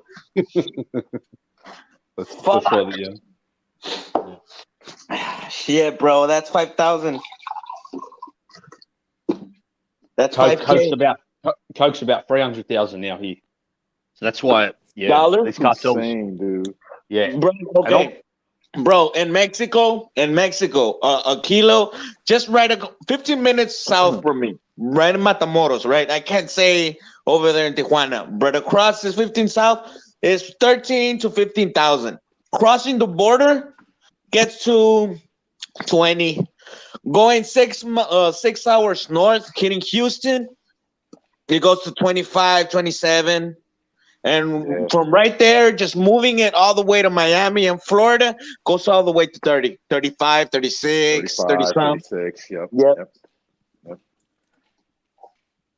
Yeah, well, that's why Jalisco and that are making money now, like in Asia and here, you know. Yep. It goes for hundreds of thousands. They're going international. Ain't that fucking crazy, bro? That fucking crazy, dude. Fuck yeah, man. Around you, that's insane. 300,000. God damn, bro. I know, bro. Fuck? Bro, Jet Kyle, bro. I'm not gonna lie, bro. And I don't like to say this online, man. Well, you'll probably already get the idea. But man, if you were here, bro, I would have invited you some really good some just clean right off the border shit, bro. That's We're talking about Minecraft, guys. Minecraft, right? Yeah, dude, that's insane. But see, man. that's why the biker clubs here have so much money, you know, because they control the market and the shit goes so much more, you know. Like there's such an increase once you get it here. Man, nowadays you don't know who's crossing what. You know what I mean? That's yeah. So I'm guessing, yeah, bro, for sure. I mean, those fucking bikers, you never know who the fuck they are, bro. Never know. You know who's big here now? LT, the Mongols. You know that club? They're from California. Yeah, I heard about them.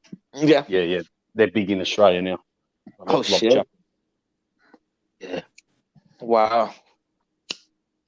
Some of those videos that you sent me, Outlaw, of like the drug beef that these guys have. Yo, these dudes are fucking serious, bro. Holy shit! And the thing Oh, about yeah. them is they got money. These dudes Yeah, got 'cause- fucking dough on them, boy. Yeah, because the kilos, you know, because you see how much the drugs go for recognized. So they make So they could get the best guys to do you in. Yeah. You could just get, like, money's not a problem for them. like, you know, that guy Like, that yo, like the one I said he's like the boss down here, the one that they ripped off. So they kidnapped that guy. Like he's a billionaire, you know. He's worth billions. dude, you don't even hear. I mean, maybe a few guys. I don't know. I don't think I've ever even heard of a billionaire on drug trafficking, bro. But there's multiple guys here because of how much how big like I said, Yeah. that price increase, you know. And that shit about Kinahan, man, that shit is crazy. Like they're still trying to get him. yeah. Well, he's like a cartel boss himself, you know, allegedly. Right, allegedly. Yeah. Because once again, there's a big increase as well. Because Europe, it's like €50,000, so that's still, you know, I think kilos go for 50,000 euro. That's still a big increase as well.